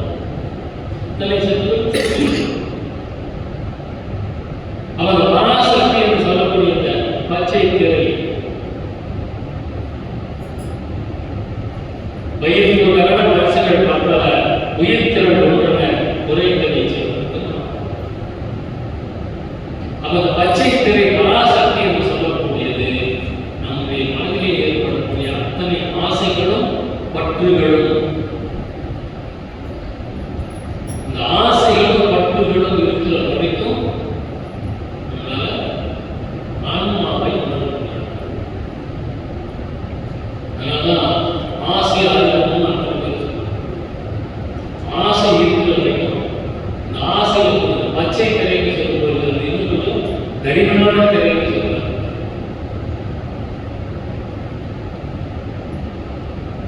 கடினமா ரெண்டு கூறாக இருக்கும். பச்சை திரை இரண்டு கூறாக சுத்தமாய் அசுத்தமானது. சுத்தமாயி எல்லாம் சுத்தமாயி இங்குள்ள மாயி சுத்தமாயி அசுத்தமாயி 7 பேர் அப்படி இன்னைக்கு ஞாயிற்றுக்கிழமை என்னத்தை சாப்பிடணுமோ என்னத்தை சாப்பிடணுமோ அதெல்லாம் சாப்பிட்டு இதெல்லாம் பார்க்கணும் அதெல்லாம் பார்த்துக்கிட்டு அப்படியே வீட்டில் இருக்கிறாங்க. அதெல்லாம் அசுத்தமாயாக இருக்கு. அசுத்தமாயாக அவங்கள்ட்ட சுத்தமே கிடையாது. சாப்பிடக்கூடாததெல்லாம் சாப்பிடுவாங்க, பார்க்கக்கூடாததெல்லாம் பார்க்கணுவாங்க, என்ன செய்யக்கூடாது அதெல்லாம் செய்யணும். நீங்கள் வீட்டில் இருக்கிறாங்க அவங்க எல்லாம் அசுத்தமாக. அது எல்லாத்துக்குமே காரணம் அந்த மாதிரி கூழ் ஊற்றணும்னு ரொம்ப அழகாக கூழ் ஊற்றுவாங்க. நம்ம கூட கருவாடு ஊற்றுறோம். இந்த குழந்தையெல்லாம் பார்த்துருக்கேன். பசியாத்தலுக்கு ஆண்டவன் இறைவனுக்கு அம்மாளுக்கு வந்து கூழ் ஊற்றினது கூடவே கருவாடு ஊற்றிங்கன்னா எனக்காக செய்யும். ஒரு காலத்தில் கூழ் முருங்கைக்கீரை பொரியல் ரொம்ப ஃபேமஸ். கூழ் விட்டக்கூடிய முருங்கைக்கீரை ஏன்னா கூழ் வந்து முருங்கைக்கீரை ரெண்டுத்தையும் கலந்து கொடுப்பாங்க. சின்ன வெங்காயம் போட்டு கொடுப்பாங்க, பெரிய வெங்காயம் போட்டாங்க, சின்ன வெங்காயம் வச்சு கொடுப்பாங்க.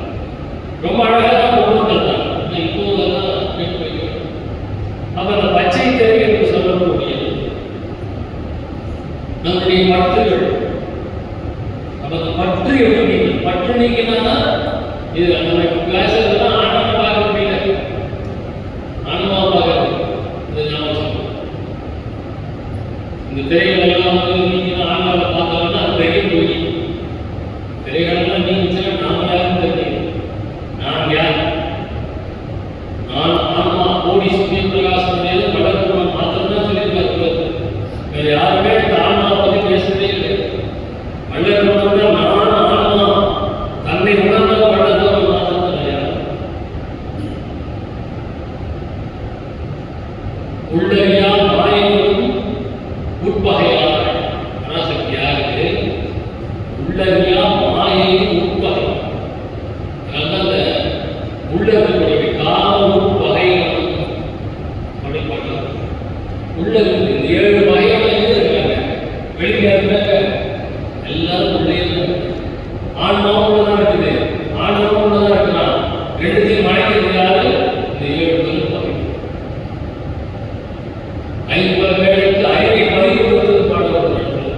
5 வேலைக்கு அறிவை பறி கொடுத்தது. நம்ம அறிவு பறி கொடுத்துருக்கோம். எதுக்கு? புலன்கள், கண்ணு, காது, மூக்கு, வாய், இந்த தேகம் இதெல்லாம் எதுக்கு அடிமையா இருக்குது? இந்த உலக விஷயங்களுக்கு அடிமை. 5 வேலைக்கு அறிவை பறி கொடுத்து அறிவு கொடுத்து பறி கொடுத்துக்கணும்னு அர்த்தம். நம்ம கிட்ட மகமா போயிடுச்சு. 5 வேலைக்கு அறிவை பறிகொடுத்து நெஞ்சு புலர்ந்து இயக்கும் நிலை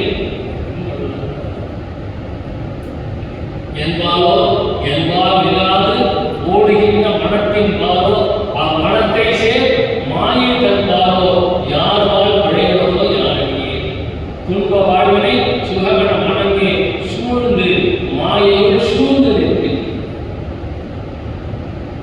யார் மேல பழி? என்ன பழியா? இல்லை எனக்கு அடக்காம மனசு அது மேல பழியா? தெரியல. இல்லை அது மாயை கடுமையா இருக்கு. அந்த மாயை மேல பழியா? யார் மேல பழி வருது? துன்ப வாழ்வினை சுககண மனமே சூழ்ந்து மாயையில் சூழ்ந்து நிற்கின்றார். துன்ப வாழ்க்கையில் எல்லாரும் சுகம் வாழ்ந்துக்கிறார். நிறைய சாப்பிட்டா சுகமா துக்கமா? சுகம்னு தான் சாப்பிடும். சாப்பிடும்போது சாம்பார் நல்லா இருக்குன்னா இங்கே போட்டுருக்கோம். துன்ப வாழ்வினை சுகமே மனமே சூழ்ந்து மாயையில் சூழ்ந்து நிற்கும்.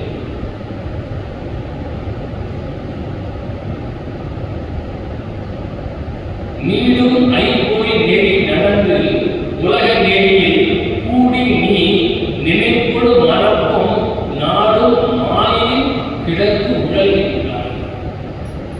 நினைப்பு மறைப்பு அந்த மாயினால அப்ப அதுக்குள்ளார எப்படி மாறா மனம்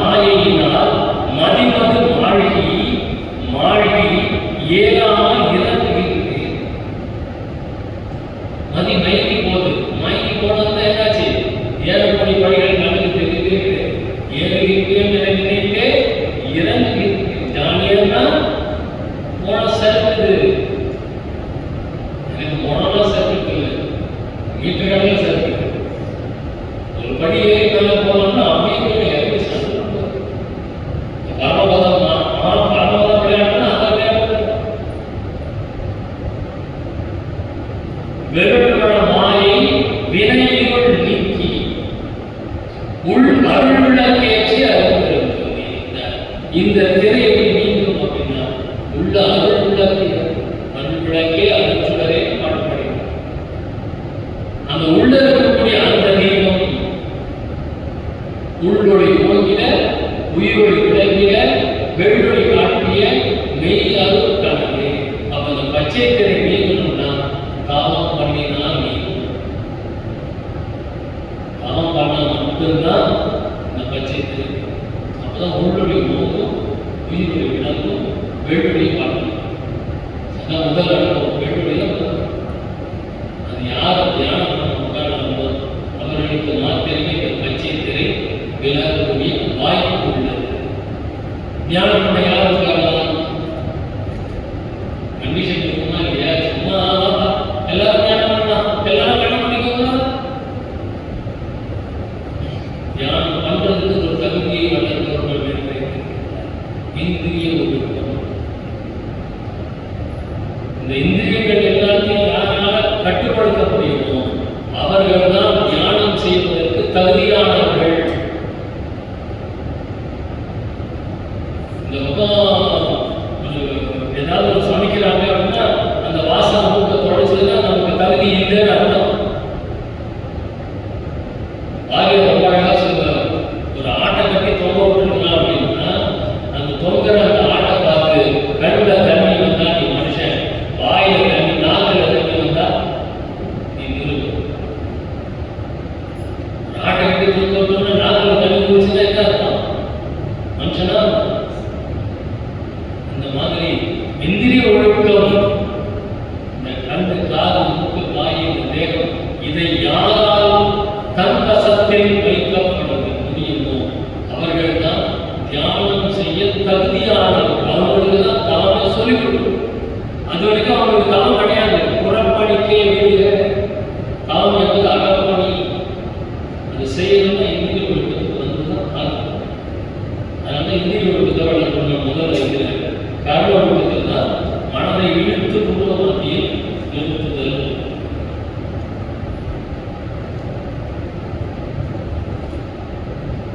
அடுத்தது சிவப்பு திரு. சிவப்புனாலே எல்லாருக்கும் தெரியும். சிவப்புனா செவ்வை திரையால் சித்துரு வழி அம்மையும் மறைக்கும் அம்மையும் மறைக்கும் மறுப்பு. இந்த செம்மை திரை சித்துரு வெளியை அப்படின்னு சித்துக்கள் எல்லாம் கிடைக்கக்கூடிய தலம் தான். சித்துக்கள் எல்லாம் கிடைக்காம போவதற்கு காரணம் என்ன? இந்த செம்மையான திரை. செம்மை திரை யாரானது? அதுக்கு யார் அதிபதி? இச்சாசக்தி. செம்மை திரைக்கு அதிபதி இச்சாசக்தி.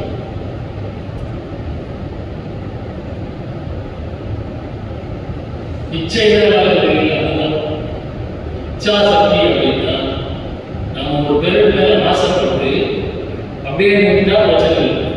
அந்த பொருளை அடையணுங்க அடக்க முடியும். அப்புறம் அந்த பொருளை தன்வசப்படுத்த வேண்டும். மோகம் இச்சாசக்தி தான். ஆசையில பட்டுல தொடங்கி ஆசையில கொண்டு போய் காமத்துல சேர்த்து மோகத்துல கொண்டு முடியும். அதுதான் இச்சாசக்தி.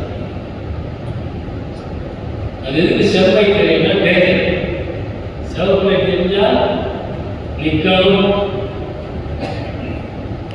செவப்பை தெரிஞ்சா நிக்கணும். போலீஸ்கார கேட்கிறேன், செவப்பை தெரிஞ்சு போலீஸ் பண்ணிக்கணும். என்ன யாரும் செவப்பை பார்க்கல, பார்த்தேன் அவரையே நிற்கிறேன், என்ன பார்க்கல. இவங்களும் அதான் பண்ணணும். செவப்பை தெரிஞ்சு நிற்க மாட்டோம். போலீஸ்கார நிற்கும் ஒன்றும் பார்க்கலையா? அது மாதிரி செவப்பு வருது. அதனால எல்லா இடத்துலையும் செவப்பை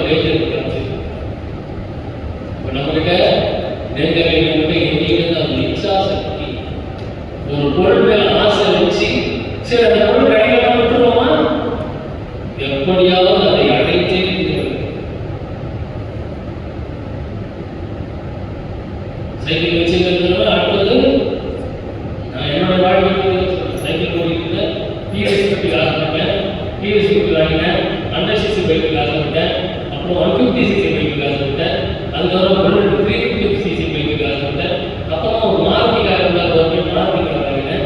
அப்படியே படிப்படியாக கொண்டு இதில் ஒரு 1 கார் ஆசை எப்படியாவது அதை அடைந்தே தீர்வு. என்னோட வாழ்க்கையில் தான் நான் உதாரணமாக பேசுகிறேன். அப்போ அது ரிட்டையர் சொல்லணும். இப்போ ரிட்டையர் ஆகிட்டேன், அடுத்த காலத்தை சிந்திக்கவே முடியாது, முடிஞ்சு போச்சு, அவ்வளோதான். அப்போ அதுவா நிற்கிற வரைக்கும் எனக்கு இப்போ கூட ஏதாவது பணம் விஷயம் கார் வாங்கிடுவேன். பணமே இல்லைங்கிற காரணம் தான் நான் இச்சா சக்தி நிற்கும். அப்போ டேஞ்சர் சொல்லணும், நான் வந்துட்டேன், இனிமேல் அப்ப அந்த செம்மை தெரியாத சித்துருவழி அது மட்டும் இருந்ததுன்னா சித்துக்கள் நமக்கு கைகூடாது. சோற்றிலே விருப்பம் சூழ்ந்திரி ஒருவன் துன்பம் நல்காமெல்லாம் ஆற்றிலே கரைந்த புளியென கரைந்து போகும். சாப்பாட்டுல விருப்பம் இருந்தா கூட அது வரைக்கும் தரம் பண்ணி எவ்வளவு ஆட்டு வச்சிருக்கிறோமோ அத்தனை ஆட்டும் ஆற்றுல புளிய கரைச்சாமல் போயிடும். விருப்பம் இருந்தா சாப்பிடணும்னா விருப்பம். ஆணை பெண்ணாக்கி பெண்ணை ஆணாக்கி வரக்கூடிய அந்த ஞானிகளுக்கும் எத்தையாவது திங்கணும்னு ஆசைப்பட்டாங்க. புலால் உமலாம் என்கின்ற எண்ணம் வந்தால் அவனை ஞானி என கூறுவதால் அவனை ஞானி சொன்னார். நம்மளே அவ்வளோ பெரிய ஆட்கள் அடுத்தும் இந்த ஆட்கள் எல்லாம் ஒன்றுக்கும் பிரயோஜனம். ஆனால் ஞானின்னு சொல்லாத அது மாதிரி அந்த சிவப்பு செம்மை விஸ்வாமத்தில் ஒரு கோபம் என்னாச்சு, ஒரு பொம்பளை கிட்ட தொக்கென்று நினைத்தாயோ பொங்கடம் அது உடனே தொக்கு டிஸ்டர்ப் பண்ணே பார்த்தா ஏறி போயிடுச்சு. இவருக்கு வந்து ஊருக்குள்ள வந்து வியாசம் கேட்கிறேன், நான் புருஷனுக்கு சோறு போட்டுதான் வந்து நான் வீட்டுக்கு சோறு போட்டுட்டே இவர் மறைச்சு பார்க்குறாரு. நான் எவ்வளோ நேரம் கட்டிட்டு இந்த மாதிரி சூப்பராக கேட்டுச்சு. பொக்கு நினைச்சு அது அழகாக நினைச்சது நம்ம கட்டி தெரிஞ்சது ஒரு நேரம் கொடுக்க அங்கே நம்ம பண்ண இந்த மாதிரி தெரியுதுன்னு அவ்வளோ நாடம். அப்போ அது மாதிரி அந்த கோபம் அப்படிங்கிறது பாருங்க சித்துக்களை எல்லாம் கல்வி வைக்கும். அதனால தான் அந்த இடத்துல சிவப்பு தெரியார் சித்திருவழியை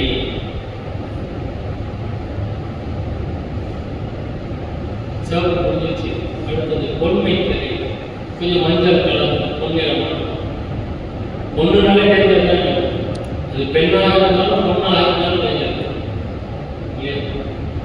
இப்போ கழுத்தில் யாராவது கொஞ்சம் நகை போட்டு வெளியில் போனால் பார்த்தாங்க, நகை சூப்பராக போட்டு போகிறாங்க. என்னன்னு கேட்டால் 150 ரூபா. அப்போ கோல்டு பொருள் யாரையும் வெளியே பார்த்து எல்லாம் உள்ள ராகவே கிடைக்குது. எல்லாமே இமிடேஷன் ஜுவல்லரி.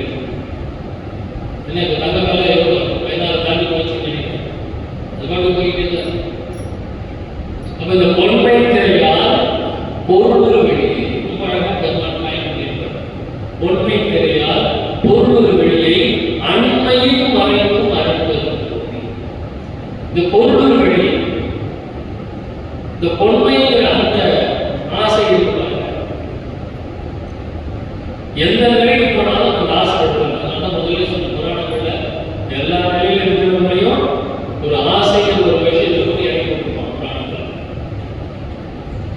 அப்ப இந்த ஞானிகளுக்கே உண்டாகக்கூடியது எல்லா ஞானிகளுக்கும்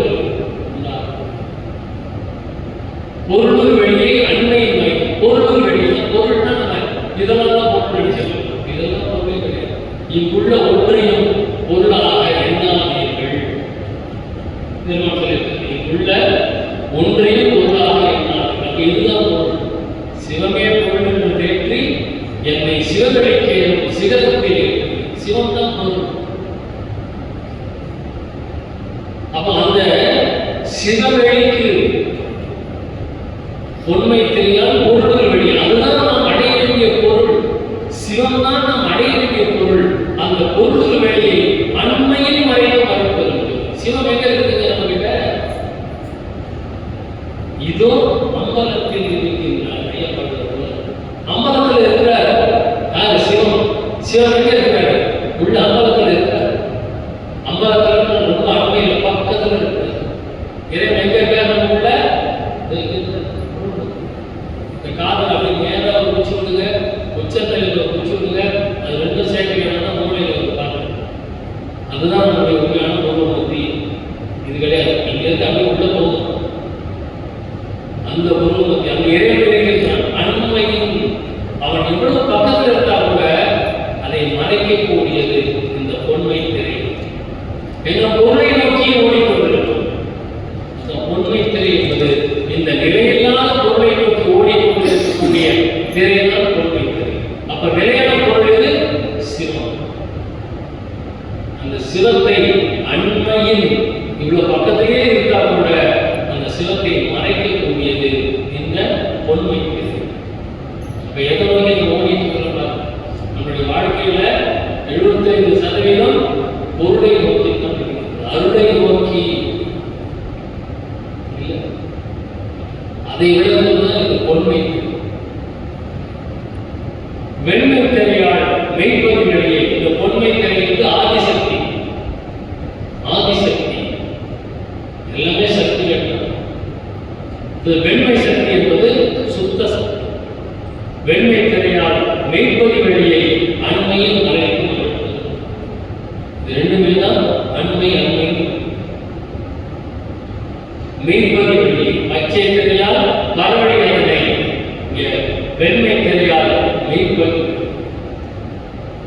உண்மையான இறைவன் இருக்கக்கூடிய அதை மறைக்கக்கூடியது வெண்மை திரை. வெண்மை திரை நல்ல விஷயம் தானே, அது கூட மறைக்கிறேன். இறைவன் எங்க இருக்கிறான்? எங்க இருப்பான் இறைவன்? ஆன்மாவில் தானே இருப்பான்னு சொன்ன இல்லையா? அப்ப அந்த ஆன்மா என்பது என்ன? நான் ஆன்மா. அந்த நான் என்கிற அகங்காரம் தான் இறைவனுடைய உண்மையான இடத்தை மறைத்து.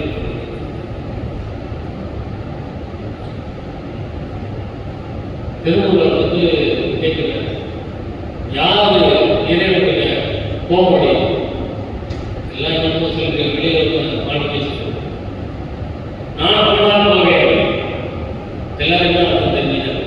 இவன் போனா போவேன், நான் போனால் போவேன். நான் என்கின்ற அகங்காரம் போனால் போவேன். இறைவனுக்கு யாரால் போக முடியும்? நான் போனால் போவேன். நான் போனால் போவேன். நான் என்கின்ற அகங்காரம் போனால் இறைவனுக்கு போக முடியும். அதுதான் இங்கே வெண்மை திறந்தால் மெய்ப்பொருள் வெளியை அண்மையில் மறைக்கும். இறைவன் உள்ளே இருந்தால் கூட அந்த நான் என்கின்ற எண்ணம் இருக்கும் வரை அந்த ஆன்மாவை நம்மால் உணர முடியாது.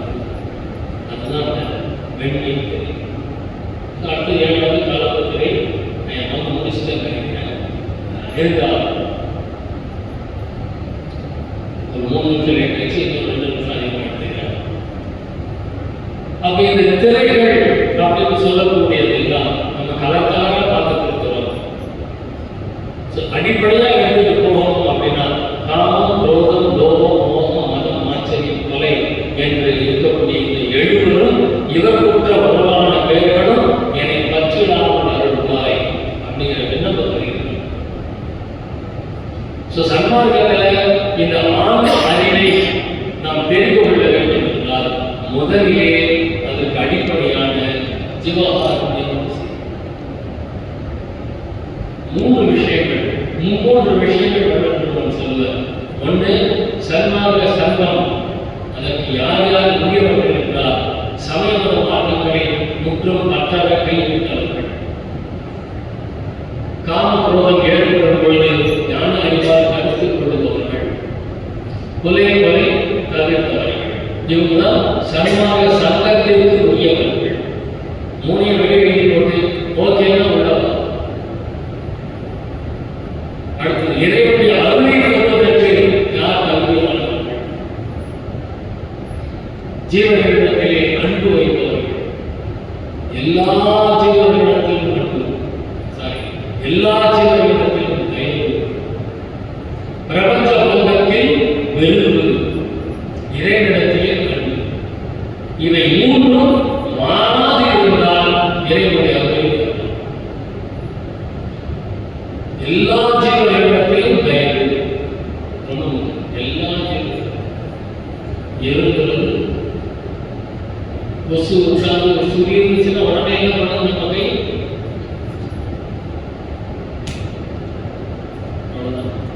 போச்சா? முடிஞ்சது. கொசுக்கு உயிர் போச்சு, நம்மளுக்கு புண்ணியம் போச்சு. உடனே இயற்கையான நம்ம ரியாக்ஷன் இருக்காங்க. அதனால ரெஸ்பாண்ட் பண்ணுங்க. கொசு உட்கார்ந்து கடிக்குது, வலிமையாக கொசு உட்கார்ந்து ரெஸ்பாண்ட் பண்ணுங்க. ரியாக்ஷனா இது ரெஸ்பாண்டா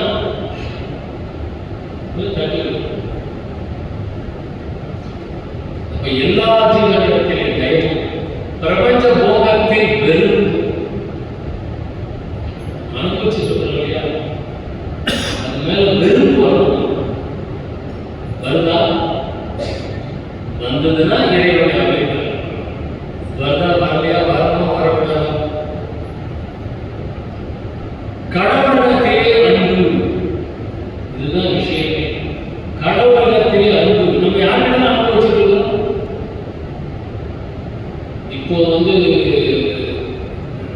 தமிழ்நாடு மக்கள் யாருக்கு அன்பு வச்சிருக்காங்க? விஜய். விஜய்க்கு ஓட்டு போடும். அப்போ யார் மேல அன்பு வைக்கிறோம் அப்படின்னா, நம்ம மனைவி மேல அன்பு வச்சிருக்கிறோம், கணவன் மேல அன்பு வச்சிருக்கிறோம், பெற்றோர்கள் மேல அன்பு வச்சிருக்கிறோம். ஆனா யார் மேல அன்பு வைக்கிறோம்? அன்பு என்பது மனதில் இருந்து வருவது அல்ல. அதுக்கு பேர் என்ன? பாசம், பற்று. அதுக்கு பேர் என்ன? பாசம், பற்று. அப்ப அன்புன்னு சொல்லும் பொழுது அது மனதை கடந்த நிலையை உருவாவது பேர் அன்பு. நம்ம இங்க யாரையும் அன்பு வச்சிருக்கோம் சொன்ன அத்தனையும் மனம் சார்ந்த செயல். அதுக்கு பேர் பாசம், அன்பு கிடையாது. அன்பு என்பது மனம் அற்ற செயல். ஆன்மாவுடைய செயல் தான் அன்புன்னு பேர். அப்ப இறைவனை மனதால் நினைக்க முடியாது. இறைவனை ஆன்மாவால் மாத்திரம்தான் நினைக்க முடியும். அப்ப அந்த ஆன்மா அன்பு, இறைவனத்தில் அன்பு அப்படின்னா அங்கே ஆன்மா செயல்பட தொடங்க வேண்டும். அவர்களுக்கு மட்டும்தான் இறை அருள் சாத்தியம். அப்ப சன்மார்க்கம் வரலாறு ஒரு கட்டளை, என்னுடைய அருளை பெற வேண்டும் என்றால் இது எல்லாம் இருந்தால் இந்த திரைகள் எல்லாம் தன்னாக நீக்கும். திரை நீக்கிறதுக்கு முயற்சி பண்ணாம இந்த 6 விஷயங்களில் நாம் நம்முடைய எண்ணத்தை செலுத்தினோம் என்றால் இந்த திரைகள் அனைத்தும் தன்னால் நீங்கி போயிடும். அதுக்கு நம்ம எந்த முயற்சியும் எடுக்க வேண்டாம் என்று சொல்லி அருமையான இந்த வாய்ப்பை அங்கே இந்த மன்னத்தாருக்கு நன்றி பாராட்டி அமைதியாக கேட்கப்பட்டது. நன்றி.